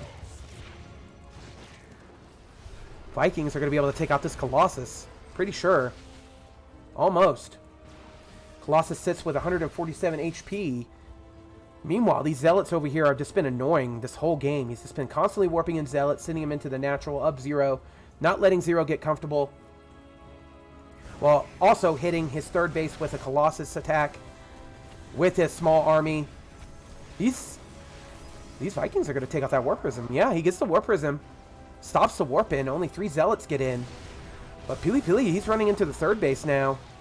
Getting even more SCVs. 12, 14, 15, 16 SCVs go down. And is this too much damage? There's just so many Zealots. 15 Zealots now on the field for Pili Pili. EMP will help. But it's a little too late. GG. Zero calls it. And Pili Pili takes the series 2-0.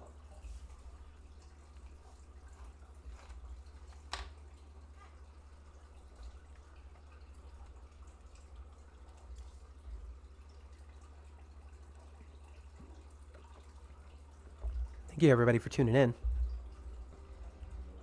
Anybody new to the stream, this is the NA Apprentice, code S. Group stage. Doing groups A and B tonight. So that was Pili Pili vs. Zero. The next series is going to be Zero versus Hunter.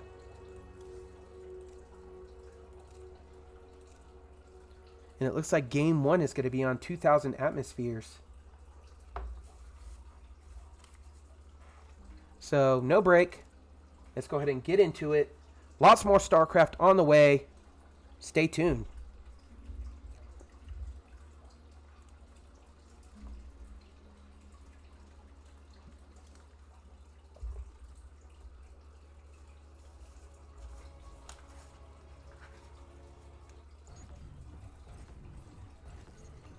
All right, game is up. It's time to get back into it.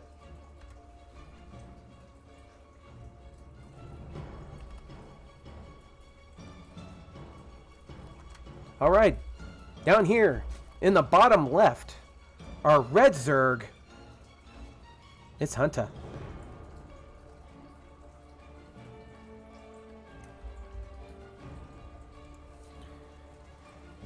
And in the top right, our blue Terran player. Playing for Good Game Gaming. It's Zero.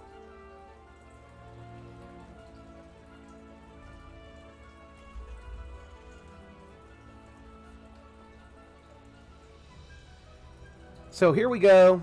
Next series, Hunter versus Zero. While we're waiting for the players to get situated and choose their build orders, please feel free to tell me in the chat who you're rooting for. We finally get a TVZ. No more Protoss. So it's nice to get a little variation. And it's also nice to see what these players have in store here for their respective races.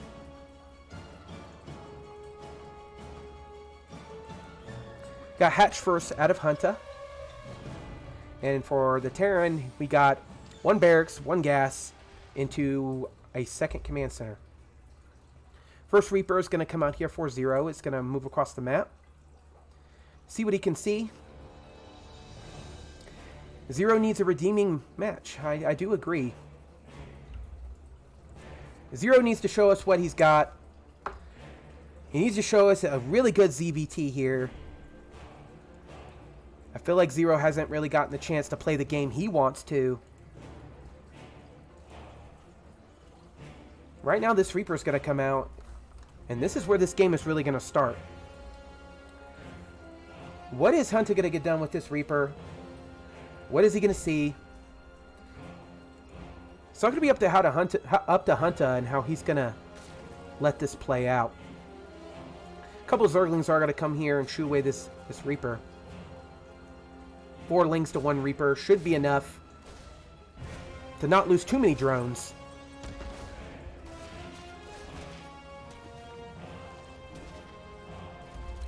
Zergling speed on the way for Hunter. Factory on the way for Zero.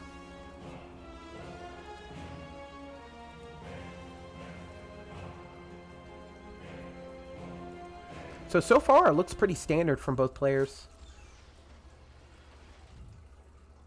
What is Zero going to build out of that factory, though?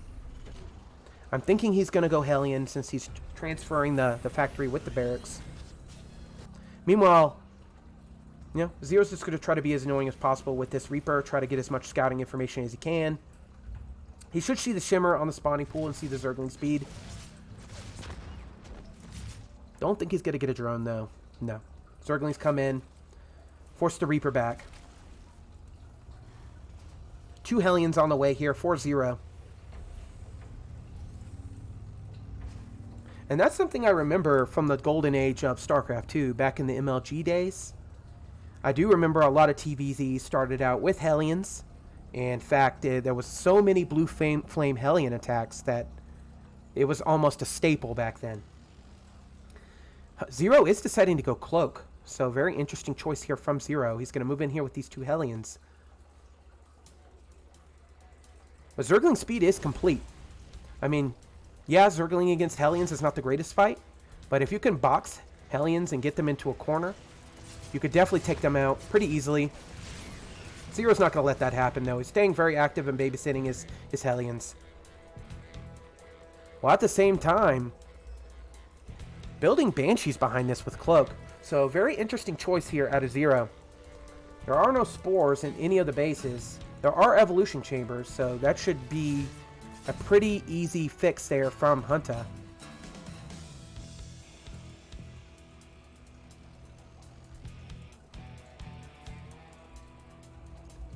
Five Hellions now on the map, 1 Reaper.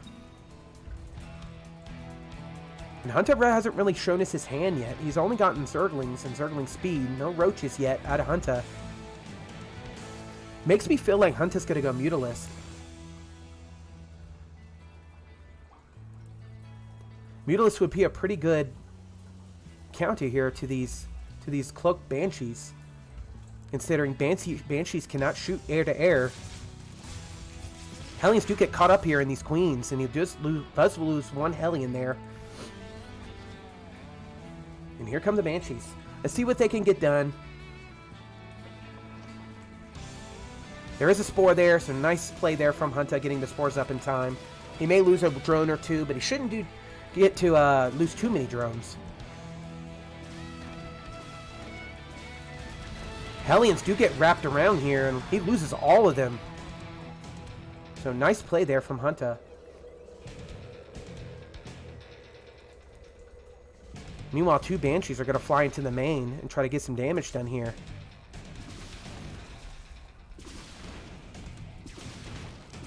Targeting the spawning pool? It's an interesting choice. Meanwhile, these Lings are trying to poke in here, but there is a full wall. And these Queens are going to make these Banshees leave. As soon as these Banshees run out of Cloak energy, he's going to back off with these Banshees. Not too much happening, really. Only 8 workers have gone down. Hunter being very active with his Lings on the map. Not seeing this 3rd base, though, go down here from Zero. I feel like if Hunter knew that was there, he definitely wouldn't have attacked it.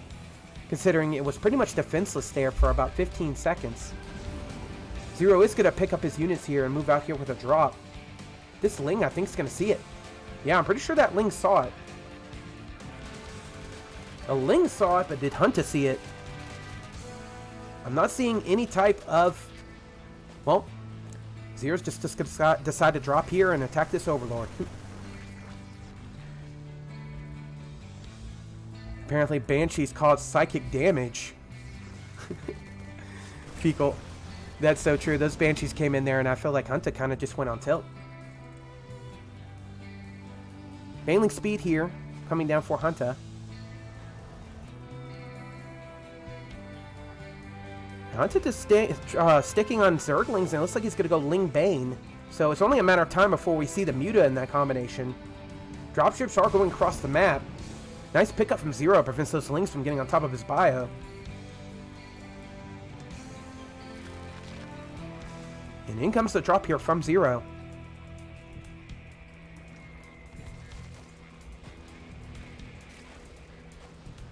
Zergling's getting in position to take this attack.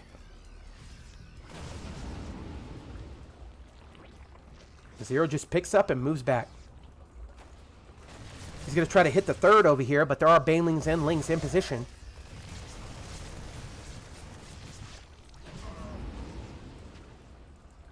So he's just going to pick up and fly into the main.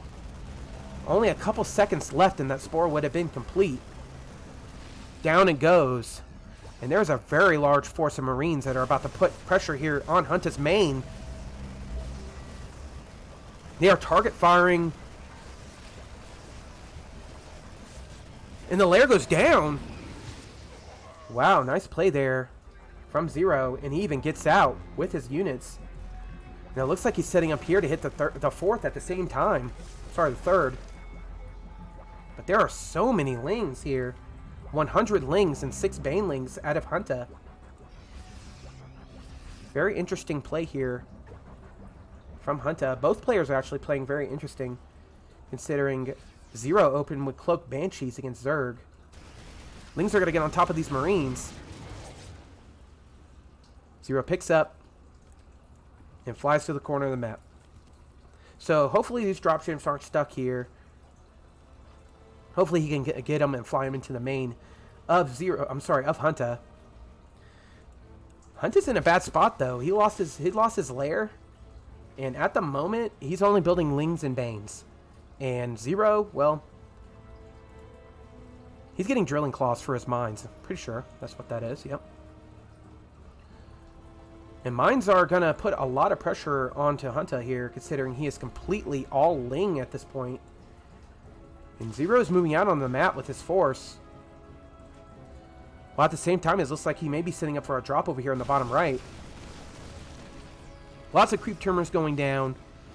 Zero doing a great job of clearing the creep up here, but it looks like Hunta's going to wrap around here with the Lings. Lings try to get on top of the bio, but Zero just picks it up and leaves. And now he's going to drop into the main here once again. 22 more Lings, 30 more Lings on the way for Hunta. And the Marines are going to come in here and they're going to take out a couple Overlords. I would be surprised if any more than that falls. Yep. Lots of Marines though. Very nice hit with the Banelings there from Hunta. So nice play from Hunta there.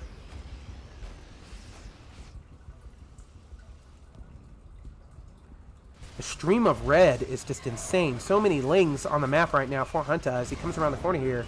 Try to stop this drop. Zero, once again, I'm pretty sure it's just going to fly into the main with this force. Meanwhile, Zero sitting home pretty at home. I don't even think I've seen a single counterattack in quite a while. Hunta is getting Hydralisk speed. So very interesting play there from Hunta. Into the main, Zero goes again, but there is a Queen there. And a Spore. I really feel like Zero could have dropped, but he's probably worried about taking Baneling shots there. Lots of Lings and Banelings come up here. Get some nice connections on the Marines, but ooh, that was a really nice mine shot there.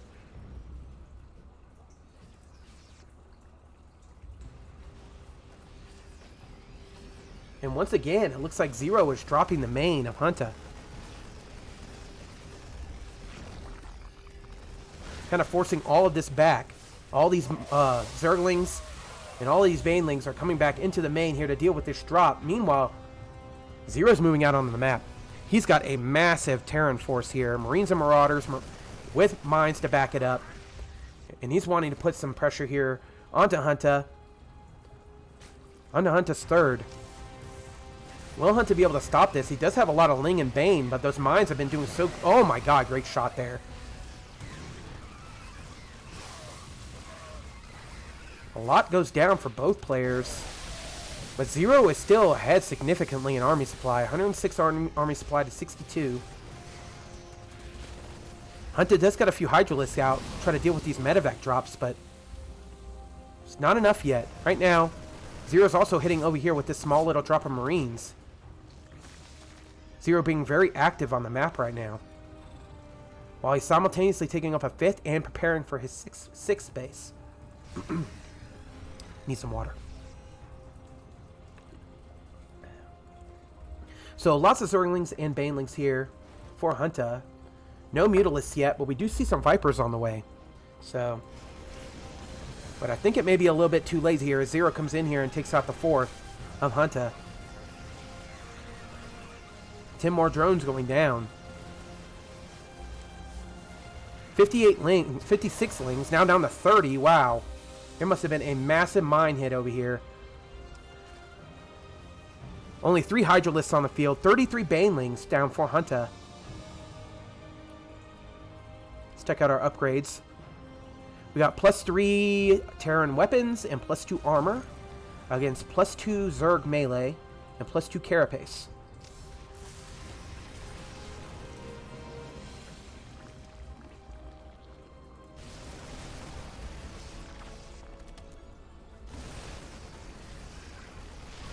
Zero is pretty much dictating the pace of this entire game, considering now he even has ghosts on the field. Hunter's being squeezed to death here. Will he be able to break out of this? Vipers are coming down, and they're going to get some nice drops there on the medevacs, causing Zero to pick up with his damaged medevacs. Nice attack there from Hunter. But I still don't think it's enough here, as Zero is still sitting at 111 army supply to 84. He's getting in here, and he's taking out quite a bit of Zerglings, and he just picks up, doesn't lose a single Marine there.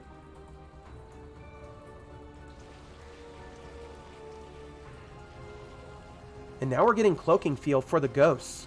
So, if we don't see Overseers in the right positions here, we could possibly even see nukes go down. I don't see any forward Ghosts right now. I think they're all pretty much at the Zero side of the map.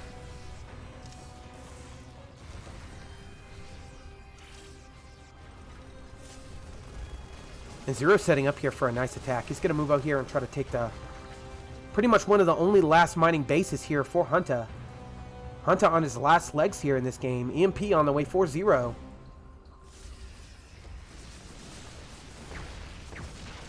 Nice snipes there on the Lurkers. Lurkers didn't even get a single swipe. Nice play there from Zero. Zero's kind of making this look easy.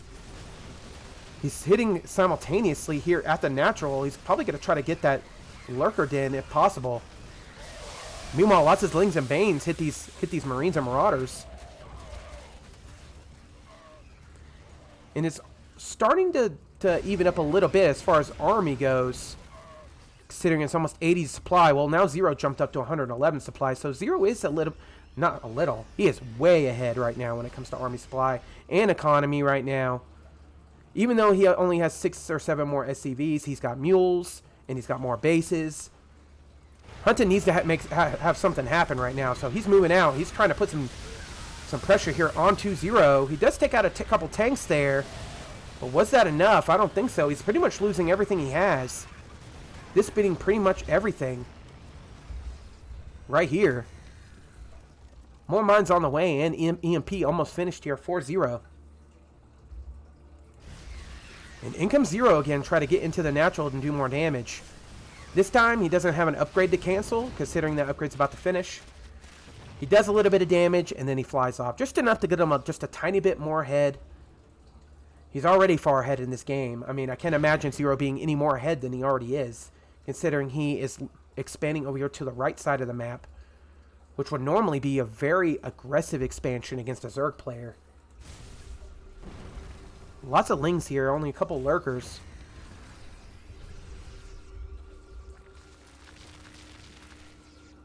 Zero does have this force here in the bottom, probably waiting to hit the natural expansion. When Hunter is at most vulnerable.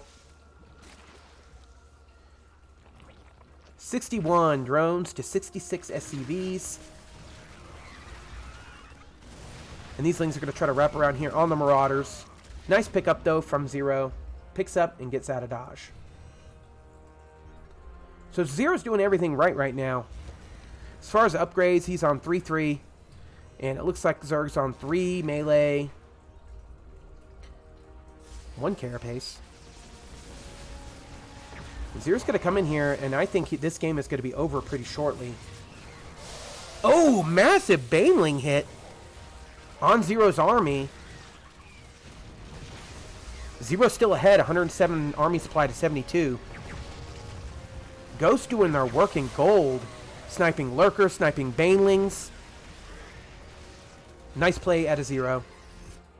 Meanwhile, there's a drop getting ready down here in the bottom.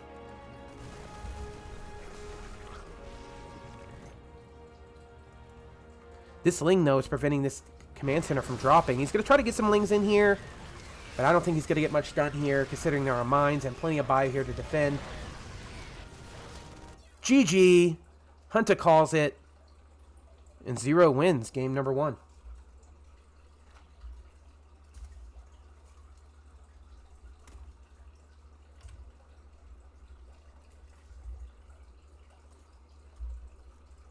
So Zero wins game number 1.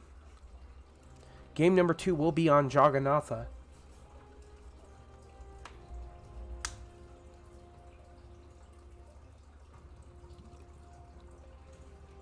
You guys still alive in here?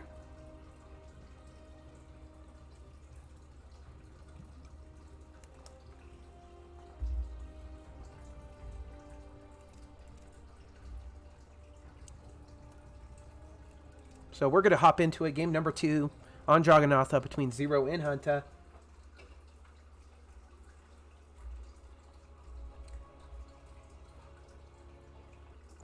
Zero up 1 game in this best of 3. Let's get into it.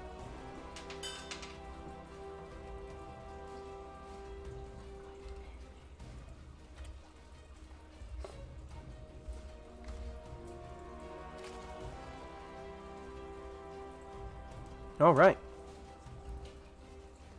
In the bottom left, our red Zerg. It's Hunter.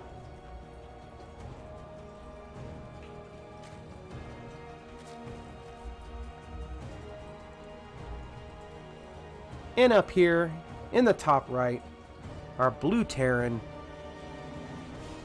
It's Zero.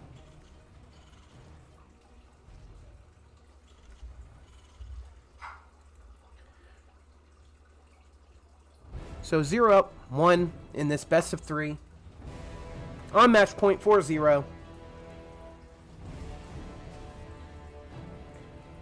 So let's see what Zero decides to do here, considering he has a little bit more room here to experiment in game number 2. Looks like he's just going to play it safe, though. 1 barracks, 1 gas into expansion. Hunt is going to go hatch first.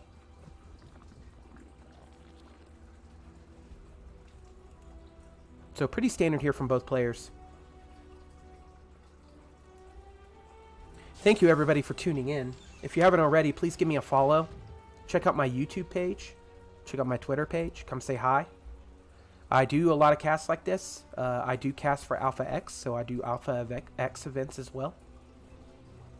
I did cover the NA up and down matches. Those are also on my Twitch page, so please feel free to go and check that out. I know I also have a cast of Dark vs. Zound from TSL 7 with my buddy Ghost Smoke. So lots of cool stuff to check out.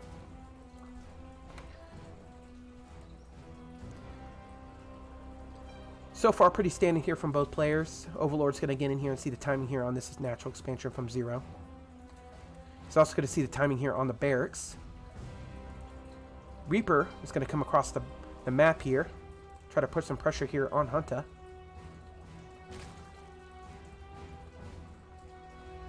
These lings should prevent it from getting too much damage. There shouldn't be too many drones. I don't think a single drone will drop here. Maybe 1. Nope. Hunter saves it. Nice play there from Hunter. Factory on the way for 0. Zergling speed on the way for Hunter.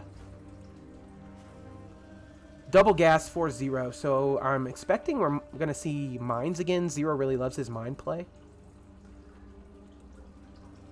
The choice is, what is Hunter going to respond with?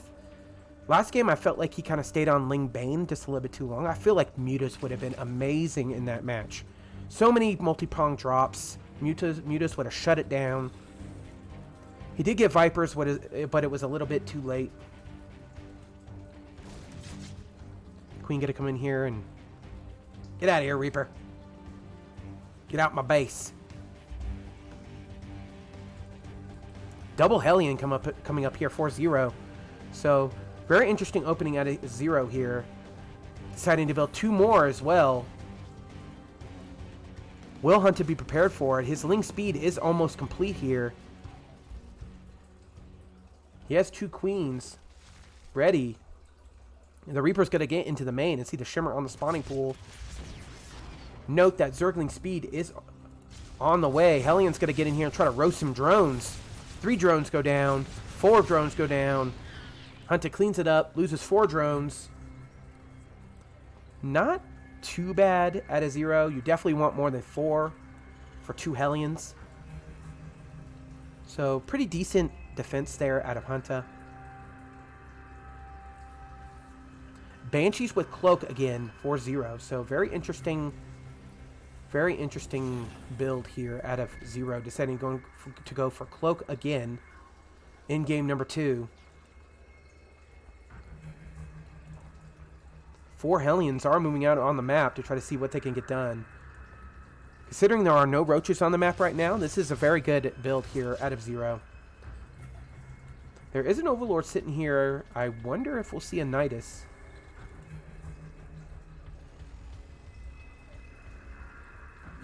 Four Hellions are going to try to come up here. They're going to see all these Lings. Nice hit on the Lings. Damages them up quite a bit.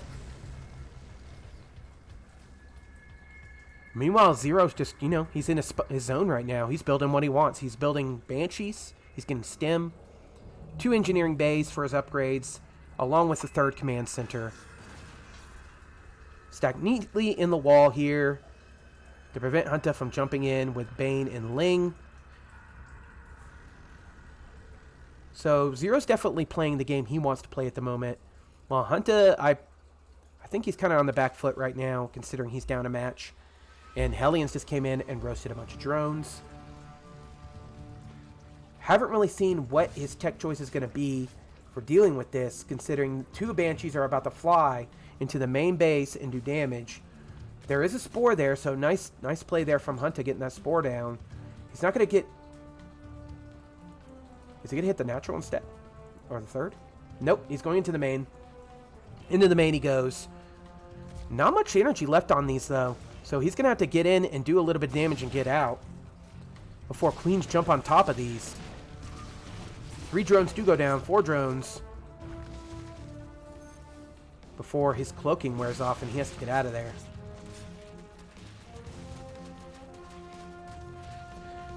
Meanwhile, Lings try to hit this expansion over here, and it didn't look like a single SCV fell. So Hellion's really good to have, especially when Zergling counterattacks to have defensively at least. Tanks being mixed in here.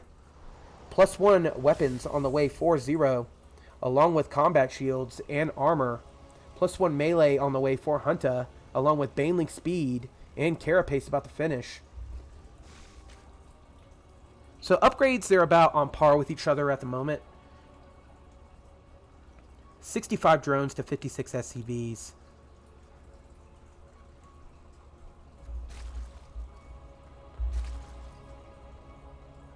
Zero is moving out on the map with all these Marines and tanks. So Zero's going to try to put some pressure here, I think, on the 3rd base of Hunter. And Hunter's getting ready. He's got Banes coming in. He's got plenty of Lings.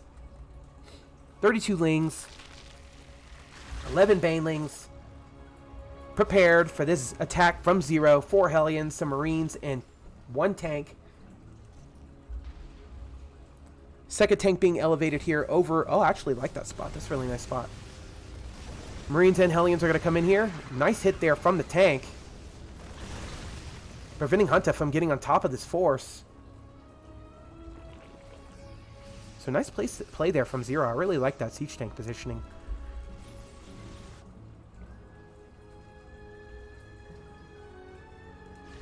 Ling's deciding to move across the map to see what they can get done. The command center gets canceled. Forcing Zero to fall back, actually. He's getting in here. He's getting in the natural. He gets a tank. Nice from Hunter trading those Zerglings for a tank. Will it be enough, though? 77 army supply of Zero. Way over Hunter's 49 army supply. Hellbats on the way. And they're going to do great against these Lings and Banes. Did those Banes even blow up on anything? I'm pretty sure they just got smacked around by the Hellbats. Putting Zero in an even greater position than he already was in. 78 army supply to 47. And this game is just starting to spiral. Yeah, Hunter staying on Ling Bane, which is a great composition on paper against Marine in Medivacs. But with these tanks here, he's just had amazing tank positioning.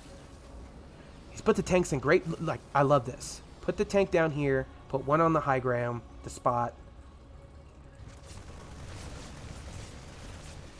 He's going to prevent the expansion here from Hunter. It does go down and does not get canceled.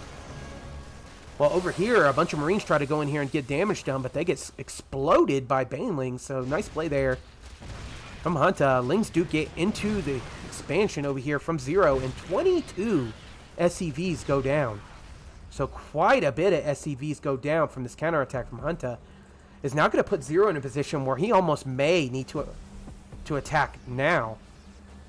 This may spiral out of control here for Hunter if 0 takes any more damage like that. 79 drones to 51 SCVs, putting 0 on the back foot economically. So many Banelings here out of Hunter, though. I feel like 0's kind of playing with death here.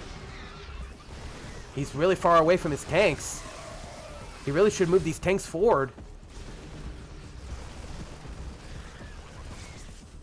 Hydra's coming out for Hunter.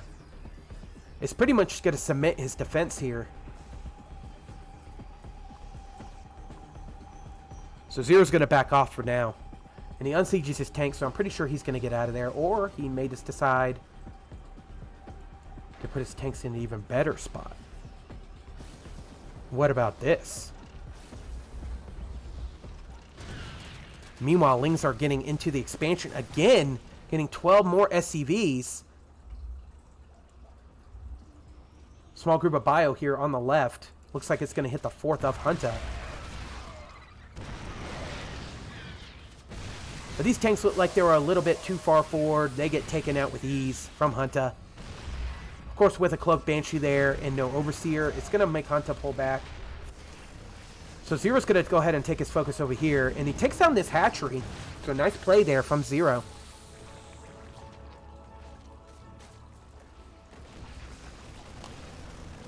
Zero is going to drop in the main. He does lose 1 medevac, so he's definitely not getting out of there with all those units. Oh, nice hit there. Nice Baneling hit there from Hunter. Takes out pretty much all the Marines in one fell swoop. And it looks like 0's finally going to take his 4th base here. Tank goes down.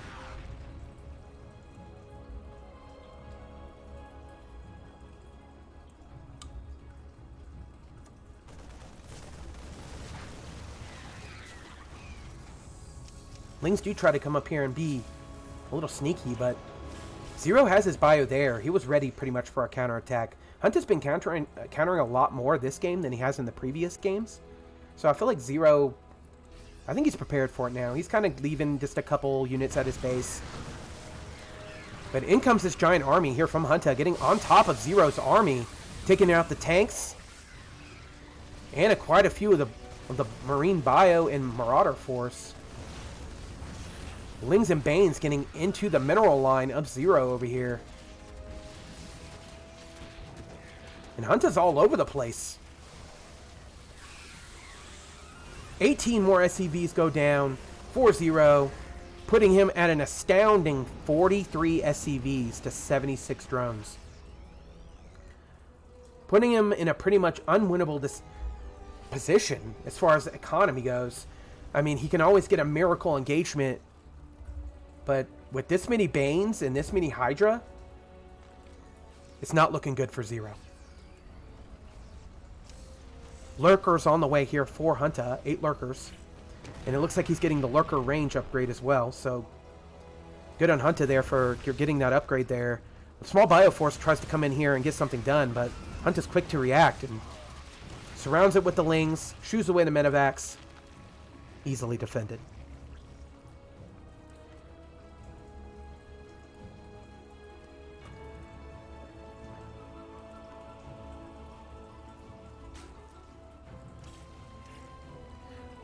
So the choice is going to be whether Hunter wants to use these Lurkers defensively or offensively. Pretty sure he's going to use them defensively. considering he was behind significantly. He's going to put him as defense at both bases. 7 over here and 3 over here. 10 lurkers. Meanwhile, this Overlord has been sitting here the whole game. I feel like if Hunter really wanted to, he can drop a quick Nidus for a counterattack. Ghosts are on the way 4-0. Ghosts really good at sniping lurkers. And I agree, Fecal. Hunter is looking a lot better this game than he did last game. I just wish Hunter would get a few Mutalisks to kind of deal with the drops. And just as I say that Overlord was there the whole game, Zero comes and takes it out. Like, he can hear me casting. He can't, though. Very large force here out of Hunter. 110 army supply to 100. So Hunter definitely in a position here where he probably feels like he needs to attack. Nice snipes, though, get a couple of the lurkers. And the Banelings are just kind of rolling in to Marauders. A lot of Marauders were hit there on that attack. Hunter is getting into the main, though. He's getting a Ghost. And it looks like he's going to get 22 SCVs. So he's simultaneously attacking this base over here. And wow. Zero is now so far behind that it's almost GG at this point. 80 workers to 36. Even now, mules are not that good. The only thing really keeping him in this game right now... is the army. Considering he is up 16 supply in army. So, Zero could get a significantly larger army considering he has a significantly smaller worker count. But this army out of Hunter is looking very, very, very strong. At the moment, I feel like if Hunter could get in a good position with his lurkers and not fall to the snipes of the ghosts, I feel like he's in a winnable position at this point. For sure. He's now up about... He was up about almost 20 army supply. Takes some mine hits. Hunter a little bit unsure of what he wants to do here. If only he knew how far ahead he was economically, he would just get even further ahead. 3 more Vipers on the way for Hunter.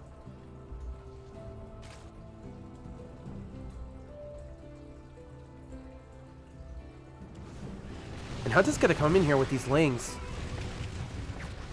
And this base is, I'm most definitely sure, is going to fall. Zero is coming in here with his Ghost and Marine force. Takes out a lot of these Banelings. But Zero had to lift that command center up. So good play there from Hunter, forcing Zero to lift that command center up. Stop income there, even just momentarily. It's going to allow him to just get even just a tiny bit more ahead. He is expanding behind this, so good on Hunter for that. 78 workers to 27 SCVs. Zero has to get something done here. Only 4 medevacs here with this force. Lots of ghosts. But I just don't think it's going to be enough. He's going to wrap around this. Kill most of the Bioforce. Zero now under 100 supply. GG. Zero calls it. And it's now 1 apiece in this best of 3.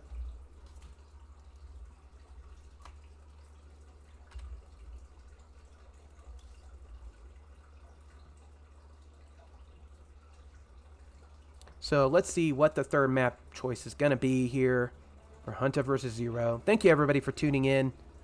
Please give a follow. I will be casting more stuff like this. Well, hopefully when I'm feeling a little better. Just had a really, really bad cold. Knocked me out for like a week. Pretty sure it may have even been the flu. So, I greatly appreciate everyone tuning in for tonight's matches. No, I don't think it was COVID. I did get a COVID test, still waiting to hear back. So at the moment, I'm actually casting this from quarantine. So it's pretty interesting. Third map is going to be on Lightshade.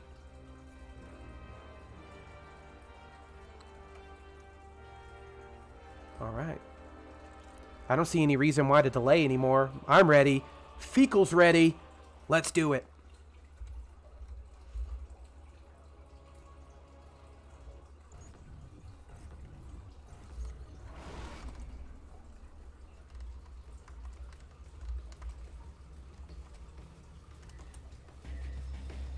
All right, here we go. On Lightshade, it's our red Zerg player in the top left. It's Hunter.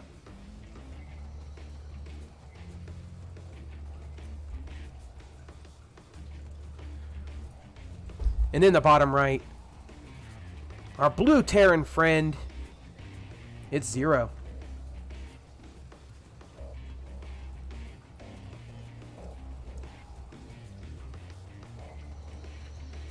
So out of all these games, I was really hoping to see some cheese. Just something not as standard as we've been seeing so far this evening. So far, every game's pretty much been hatch first, one gate expand, one barracks into one gas into expansion. You know, nothing really aggressive for what most may think would be the most aggressive region. And all of BNet, actually.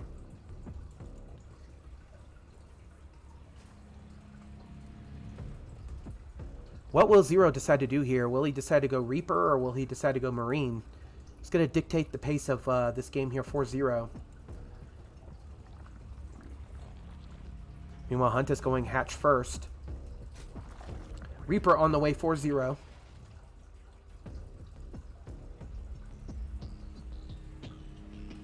And down goes the command center for Zero.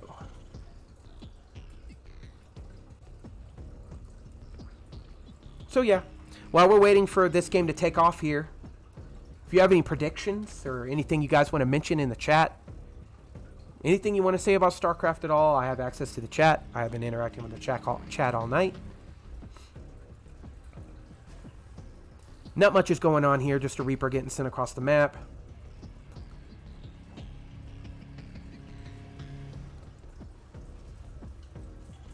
Factory does go down here for Zero.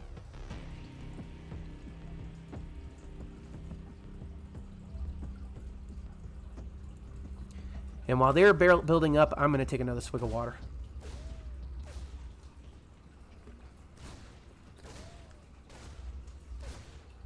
Alright, so this Reaper's going to get in here, and these Zerglings are going to try to stop him.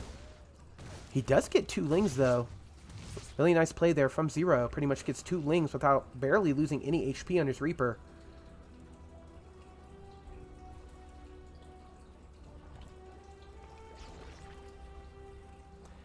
And I feel like this is Hunt's game to win. Considering he started off 0-1 and had to bring this even, I feel like this is his game now to win. He is going for Zergling speed here. Starport on the way for, for Zero. And Hunter.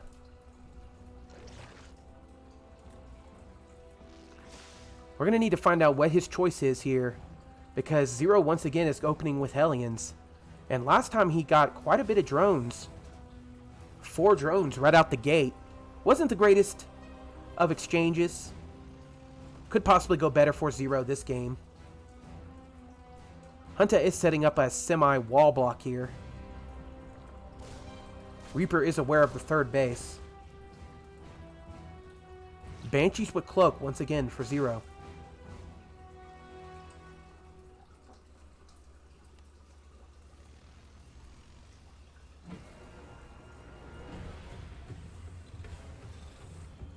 Hellions are going to try to get in here with this Reaper, but they're shooed away by the Queens. So they'll try to wrap around here and see what they can get done at the 3rd base of Hunter. Not much there, no drones yet.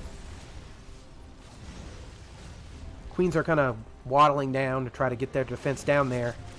Lings and Queens going to shoot these away. And not a single drone is dropped, I don't think. No workers have been killed, so far so good out of Hunter. Looking really good for Hunter, considering last game he took quite a bit of drone kills here at the beginning. And in come even more Hellions. 6 Hellions now.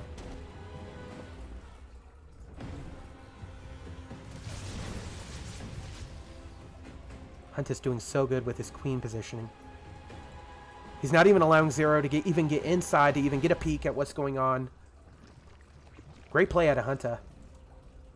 Kind of forcing these Hellions kind of sit and be useless at the moment when you'd really want them to be, you know, killing drones, killing lings, doing something.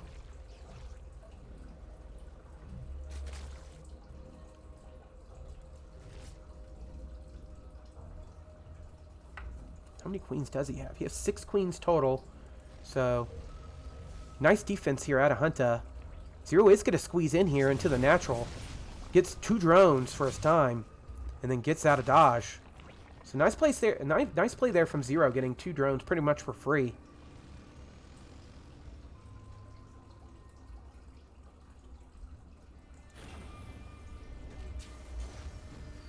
So what is Zero going to decide to do here?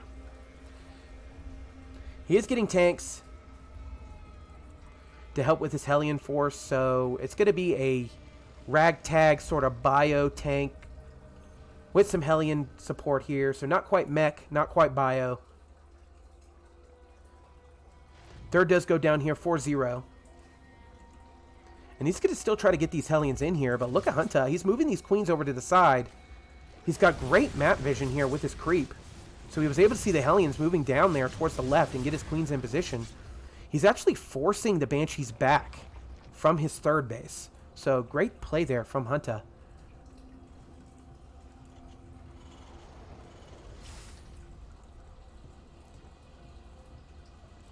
What is Zero to do now? He hasn't really gotten much done here. He's got more and more medevacs on the way here, so he may decide to do a drop.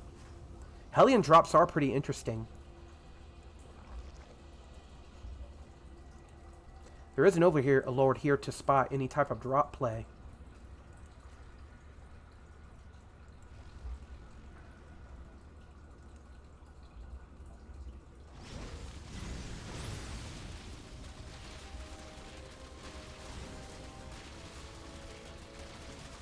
So these Hellions really haven't done much this game.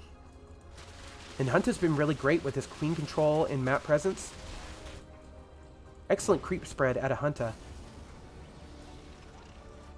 And here comes the double drop here out of Zero.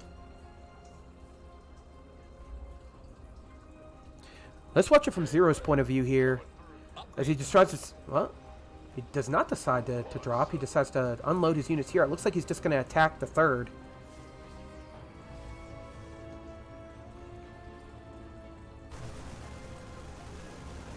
Roach is on the way for Hunter, so he's going to get right on top of this. Stops the drop almost immediately. Hunter's going to be up 4 bases to 3 here momentarily. And it's going to be up to Zero to swing this game in his favor. Hunter getting in position here for this drop. He knows it's there. He's going to send his Roaches and Lings over there to put an end to it. Zero's going to have to pick up and leave.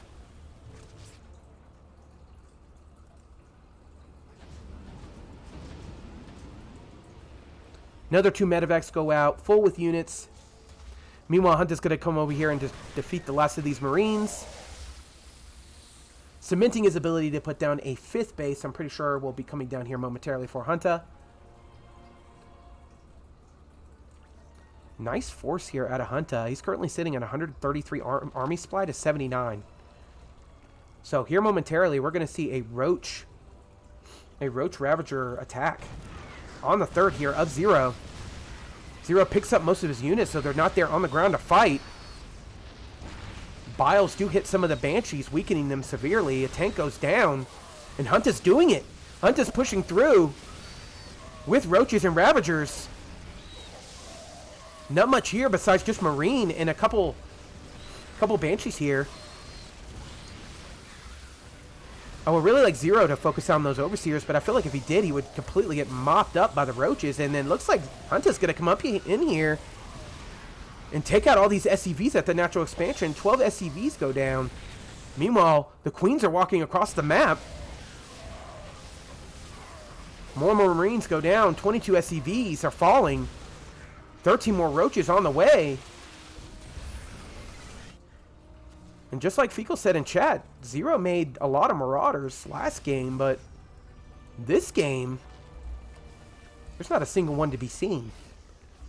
which will really help Zero a lot in this predicament where he's got queens knocking on his front door.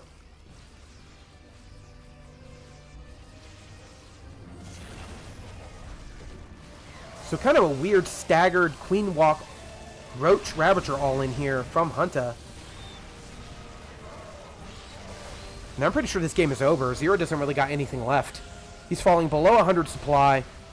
Hunta's going to take this game and win this best of 3. Pretty much just waiting for the GG now. As more and more Ling and Roach come up into the main of Zero. And I think Zero's just digesting his loss here. He pulls the SCVs. One tank is going to do nice, but it's not going to win him the game. He's going to mass repair it. Dropships come in, and this is starting to get really wonky really fast. Lots of SCVs going down. Ling and Roach and Ravager, quite a bit of that goes down as well. Still, he's sitting at 76 army supply, 224. And the red is streaming across the map. Just waiting for Zero to GG here. He's at 30 supply. 28 supply. And dropping fast. He's got 2 workers. GG. Zero calls it. And just like that, Hunta takes the series back in a reverse sweep, 2-1.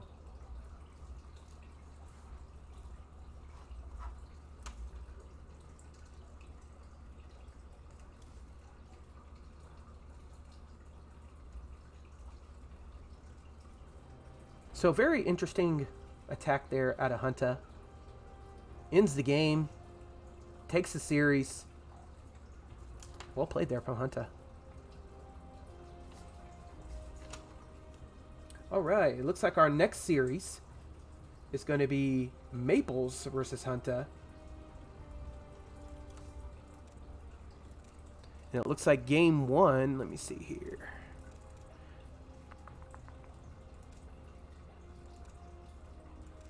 Game 1 is going to be on 2,000 atmospheres.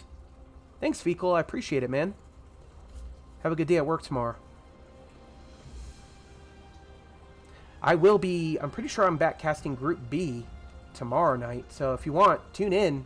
Be great to have you.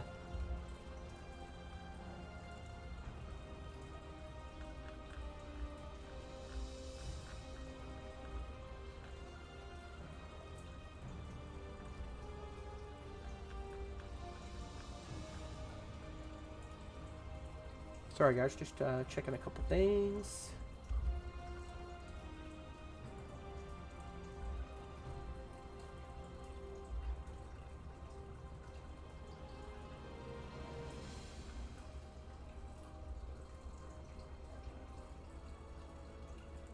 So if you guys actually don't mind, I'm actually going to take a quick break because I seriously had to blow my nose.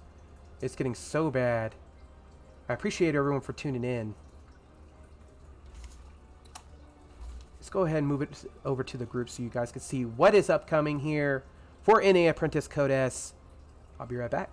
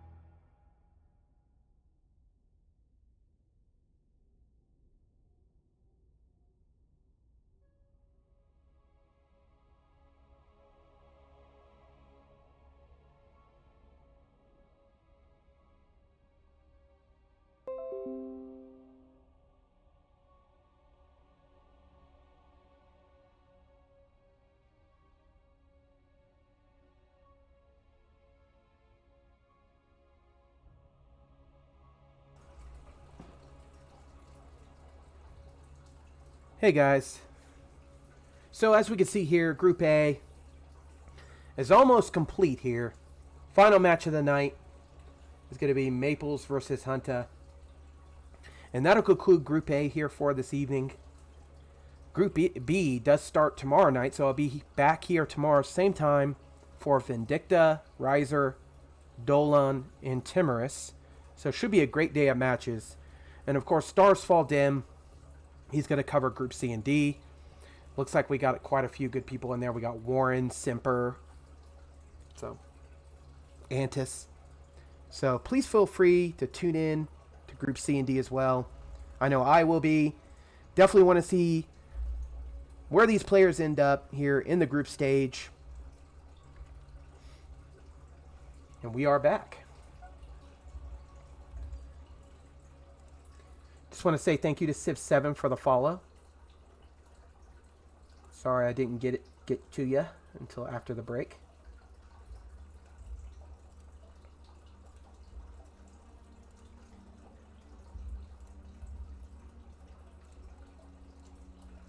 And I think everyone's ready for the final match. It's going to be on 2,000 Atmospheres, Maples versus Hunter. It's going to be the last match here for Group A. Let's do it.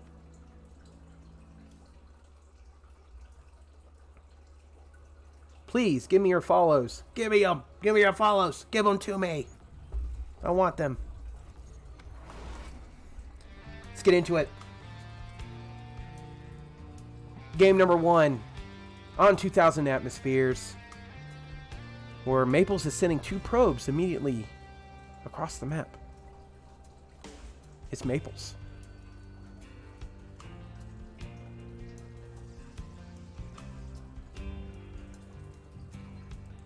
And down here, in the bottom left, your Zerg hero, Hunter.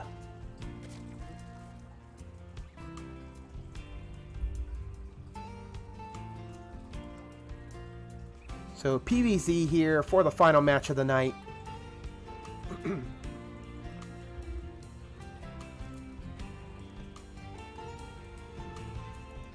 Very fast probe here from Maples is going to prevent Hunter from putting down his natural there.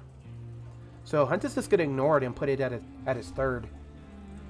So well done there by Hunter to just ignore the probe and immediately go to your third. It's almost like it didn't even phase you.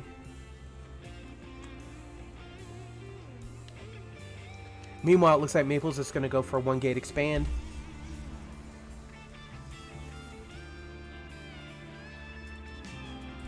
Was really hoping that Maples was sending those probes across the map to do some type of proxy gate. Or everyone's poisonous build, proxy Void Ray. But it just like looks like it's just going to be another standard game here out of Hunter and Maples. Expansion does go down for Maples. And cybernetics core about 50%, so we will see the tech choice here of Maples here momentarily.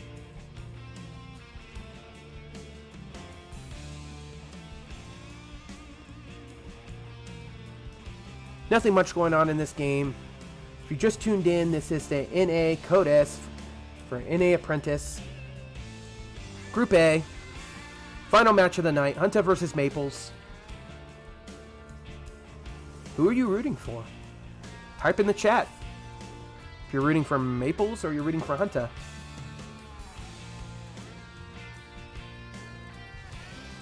Adept coming out here for Maples, so he's going to send that across the map. He's going to try to determine what Hunter's up to here and possibly get a few drone kills.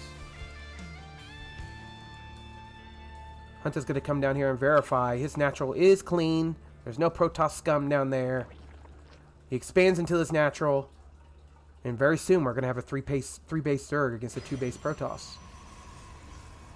Zergling speed here about 50% done. And the Adepts are moving out. So Maples waited for 2 before sending out his Adepts here. Stargate coming off the back of this. Sorry guys, my throat is super dry. today.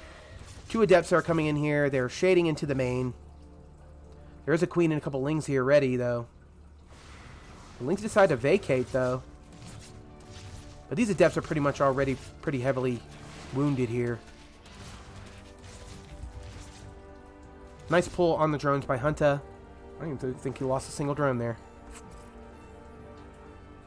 It's like 4 drones have gone down at the totality of this game. And it looks like... What is he going to build out of his Stargate? What's it going to be, Maples? Oracle. So, Maples is going Oracle. Oh no, he cancels it and goes Void Ray. So a little bit of a change in his thought process there for what he wants to do. Maples deciding to go with a Void Ray opening instead of an Oracle. So already we're seeing something a little different here. Lings are going to kind of take a look here at the natural. They don't really see much. Only a depth in the wall. No third base out of Maples.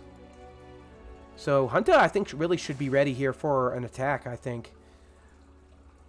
Whether it be from more depths or possibly from a Stargate. He does verify, though, it is Stargate as the Void Ray takes down the Overlord.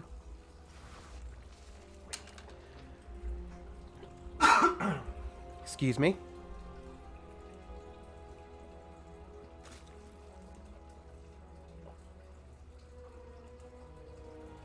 Void Ray is going to move across the map here. 1 Void Ray. There is only 1 Void Ray on the map now, so he did stop at 1.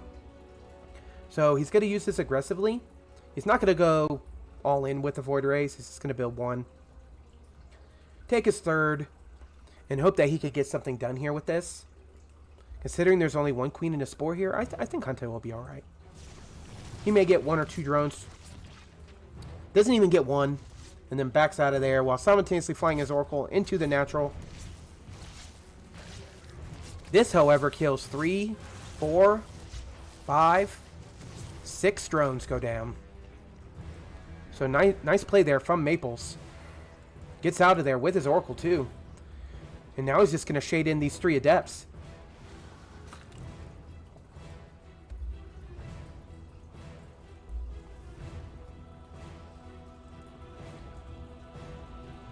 Two more Void Rays on the way here for Maples. But Huntus, he's continuing to building more and more Queens. For a moment there, I saw 3 Queens queued up there, so he's building lots of Queens. 2 more Gateways going down for Maples. Thank you, everybody, for tuning in. I appreciate it. Please follow if you haven't already, so you can keep up to date with this tournament and all future tournaments. More and more Void Rays continuing to come out on the map here. 1 Ling being kind of annoying. Doesn't really get much done there. But Void Rays are going to cancel this 4th base over here pretty much for free. Nothing even comes over to even attack them. No Queens or anything. So Void Rays are starting to build up over here. +1 air weapons on the way here for Maples. So he's going to come around the corner here and come into the main. 5 Queens are there for the defense. So nice defense out of Hunter there.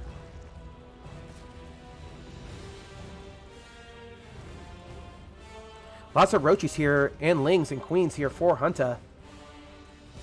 63 workers to 65.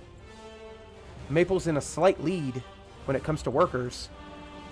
Army supply very even until Hunter now just jumped up to 60 army supply. So Twilight just finishing here for Maples. So it looks like he's going to either go Storm or he's going to get some Archons here to mix in. Charge as well is also being researched here by Maples.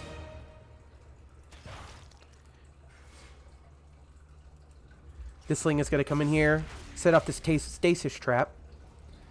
Nicely done there by Hunter. He won't be having to be worrying about that for a while. Another stasis trap. He's going to have to wait for the energy on the Oracle.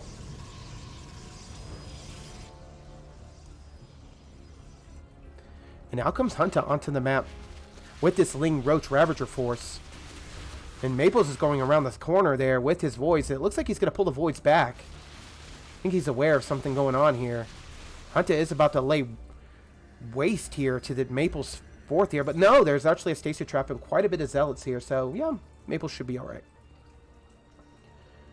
+1 here, about to finish and charge about 60% complete here for Maples. Void Rays are going to come in here and try to pick off Ravagers, but got to be careful of them Biles.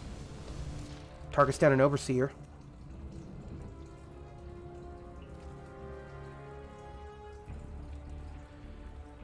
So far, these Voids have been very active on the map. They've come around both sides of the map, both the left and the right side, doing as much damage as they can. He's going to get this hatchery. So nice play there from Maples. It's kind of forcing Hunter into a predicament where he may need to do damage here. This is a lot of Roach Ravager, though, with Ling and Queen support. Stasis Trap does go down and trap a few of the units, not too many.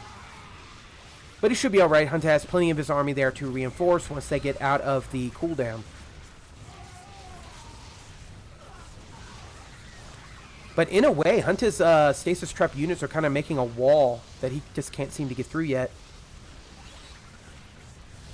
In comes Hunter, though, with a very large Queen Ravager Roach force here. But there are Archons and there are Void Rays and an Immortal.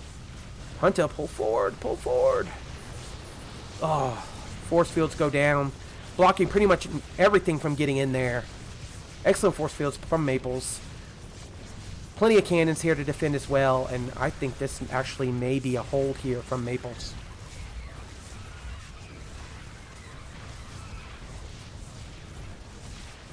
Down go the Queens, down go the Lings, down go the Roaches, and everything in between. Very nice clean hold from Maples. Pretty much everything goes down from Hunter. So now we're looking at 75 workers versus 62 in Maples' favor. Armies, though, do look very even as far as the army supply, whereas the composition is definitely in Maples' favor now, considering he now has Immortal and he has Templar against Hunter's mostly Ravager, Ling, Queen, Roach force. Storm is on the way along with a Warp Prism, so we may see some Storm drops.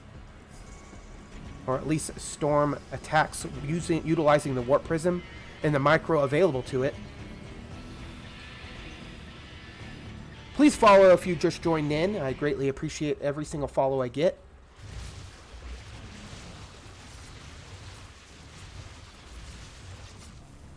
One Void Ray is going to come over here to the right side and try to pick up this Extractor.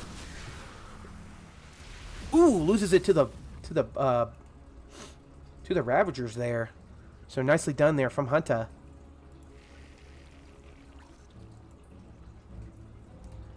And it seems we're kind of at a lull right now in the game, as both players are both powering up right now. Hydralisk speed on the way here for Hunter, and a fleet beacon on the way for Maples. So most likely going to see some type of Sky Toss derivative versus a ground-based Zerg army with Hydralisk support. But Hunter just may decide, hey, I don't want you to build up to that, so I'm just going to kill you now. Considering he is up, well, he was up for a second there. Right now, Maples is up in army supply 102 to 96, so still very even. Warp Prism getting in the main here and killing quite a bit. It looks like the drones were transferred, though, so drones went down. Lots of Lings being sent in here to their deaths.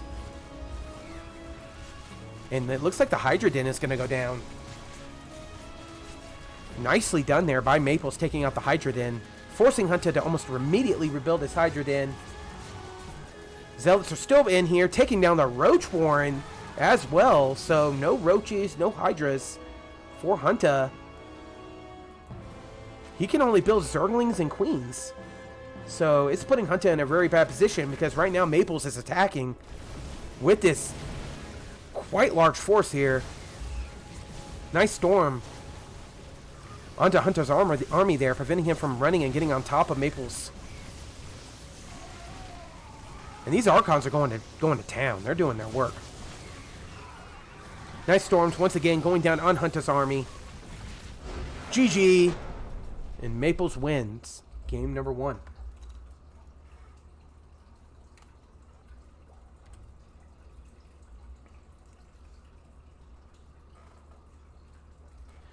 So Maples wins game number 1. in a best of 3. So game number 2 is going to be on Romanticide, and what possibly could be match point and the last match of the evening. Thank you for everyone for tuning in. I am Morvox. I do cast for Alpha X. I have also casted the NA Apprentice Up and Down matches. So please feel free to check out my YouTube.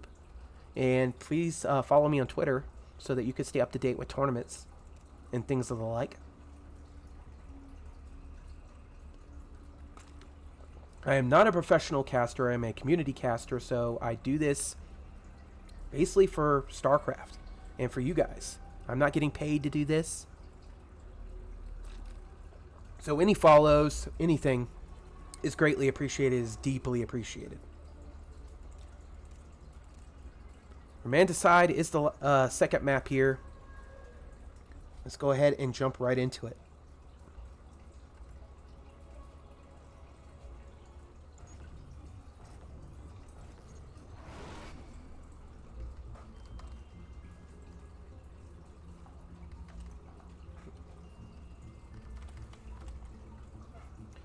All right, down here in the bottom right are yellow Protoss playing for the team License to Kill.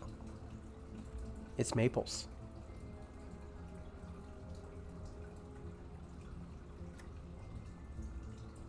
And in the top left, our red Zerg friend, currently teamless. It's Hunter.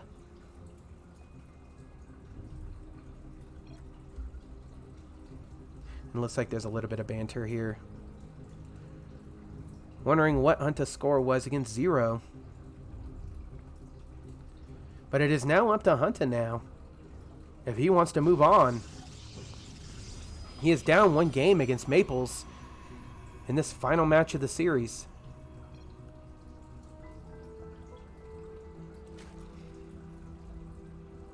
What is Hunter's choice going to be here in this match? It looks like once again he's just going to expand to his 3rd to avoid the probe shenanigans at his natural expansion. And it looks like once again we have just a 1 gate expand here out of Maples.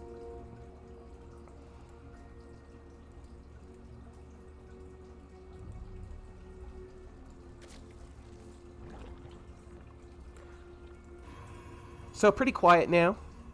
If anyone has any predictions, please feel free to let me know in the chat who you are rooting for.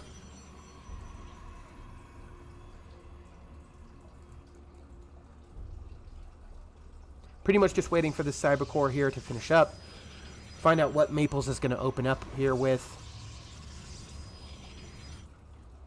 Maples is still going to be annoying here with this probe.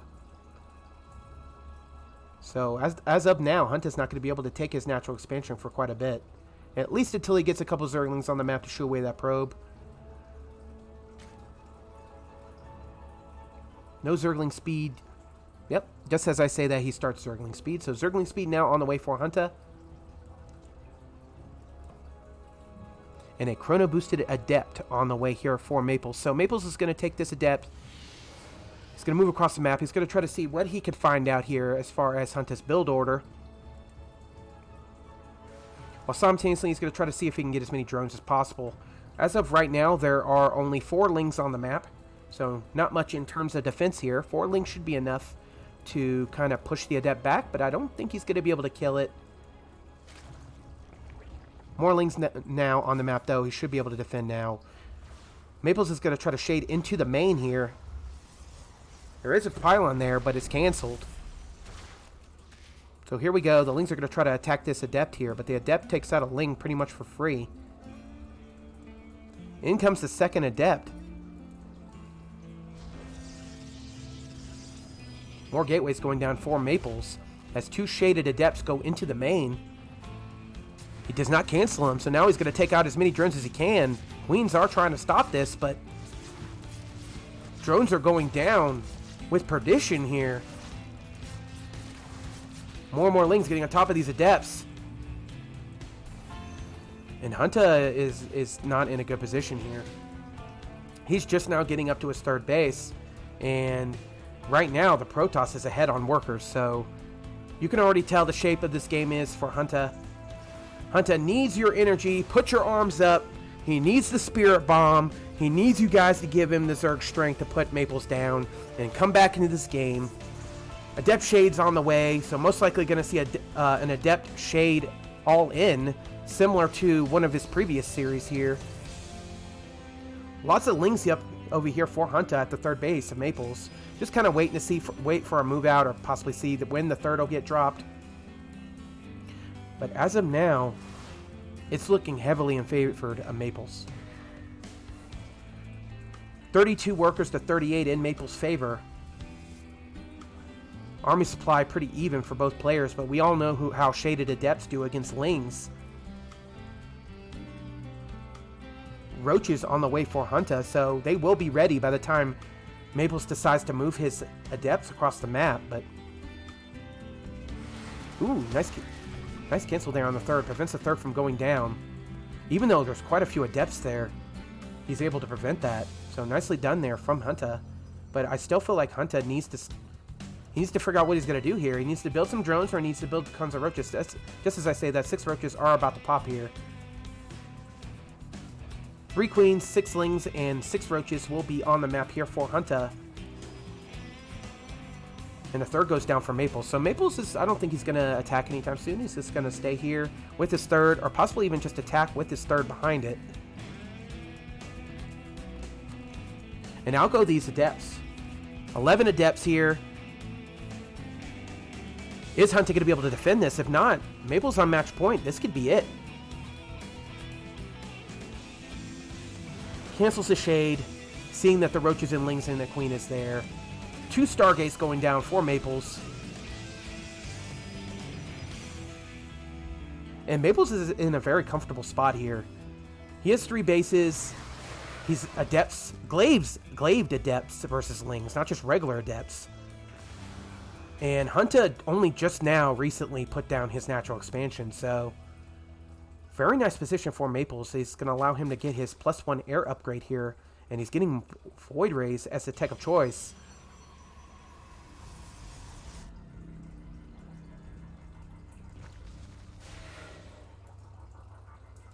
More and more Adepts getting shaded in here. They're going to go right past the Roaches. Didn't think it would be a good choice to let them finish, but he cancels the Shade.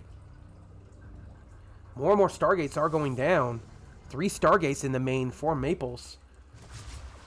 Adepts are getting shaded back into the main here. He lets them finish this time. And he's going to start taking on a lot of these Lings. He needs to shade out of there and recall. He's going to shade out. He's going to lose quite a few of these Adepts for this. Meanwhile, more Adepts are coming over here into the third. Taking down even more drones. And actually, instead, he just focused the Queen and not the drones at all. So, nice defense there from Hunter, and kind of a little bit of a mismanagement there from Maples.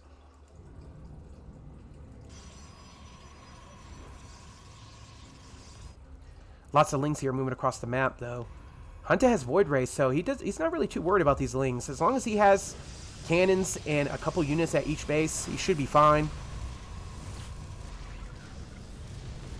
Loses quite a few Lings, though, there. GG! And Maples just straight up wins. Hunter just calls it. He sees the Void Ray count, and he's like, no way. Just insta GGs. And Maples takes it 2-0.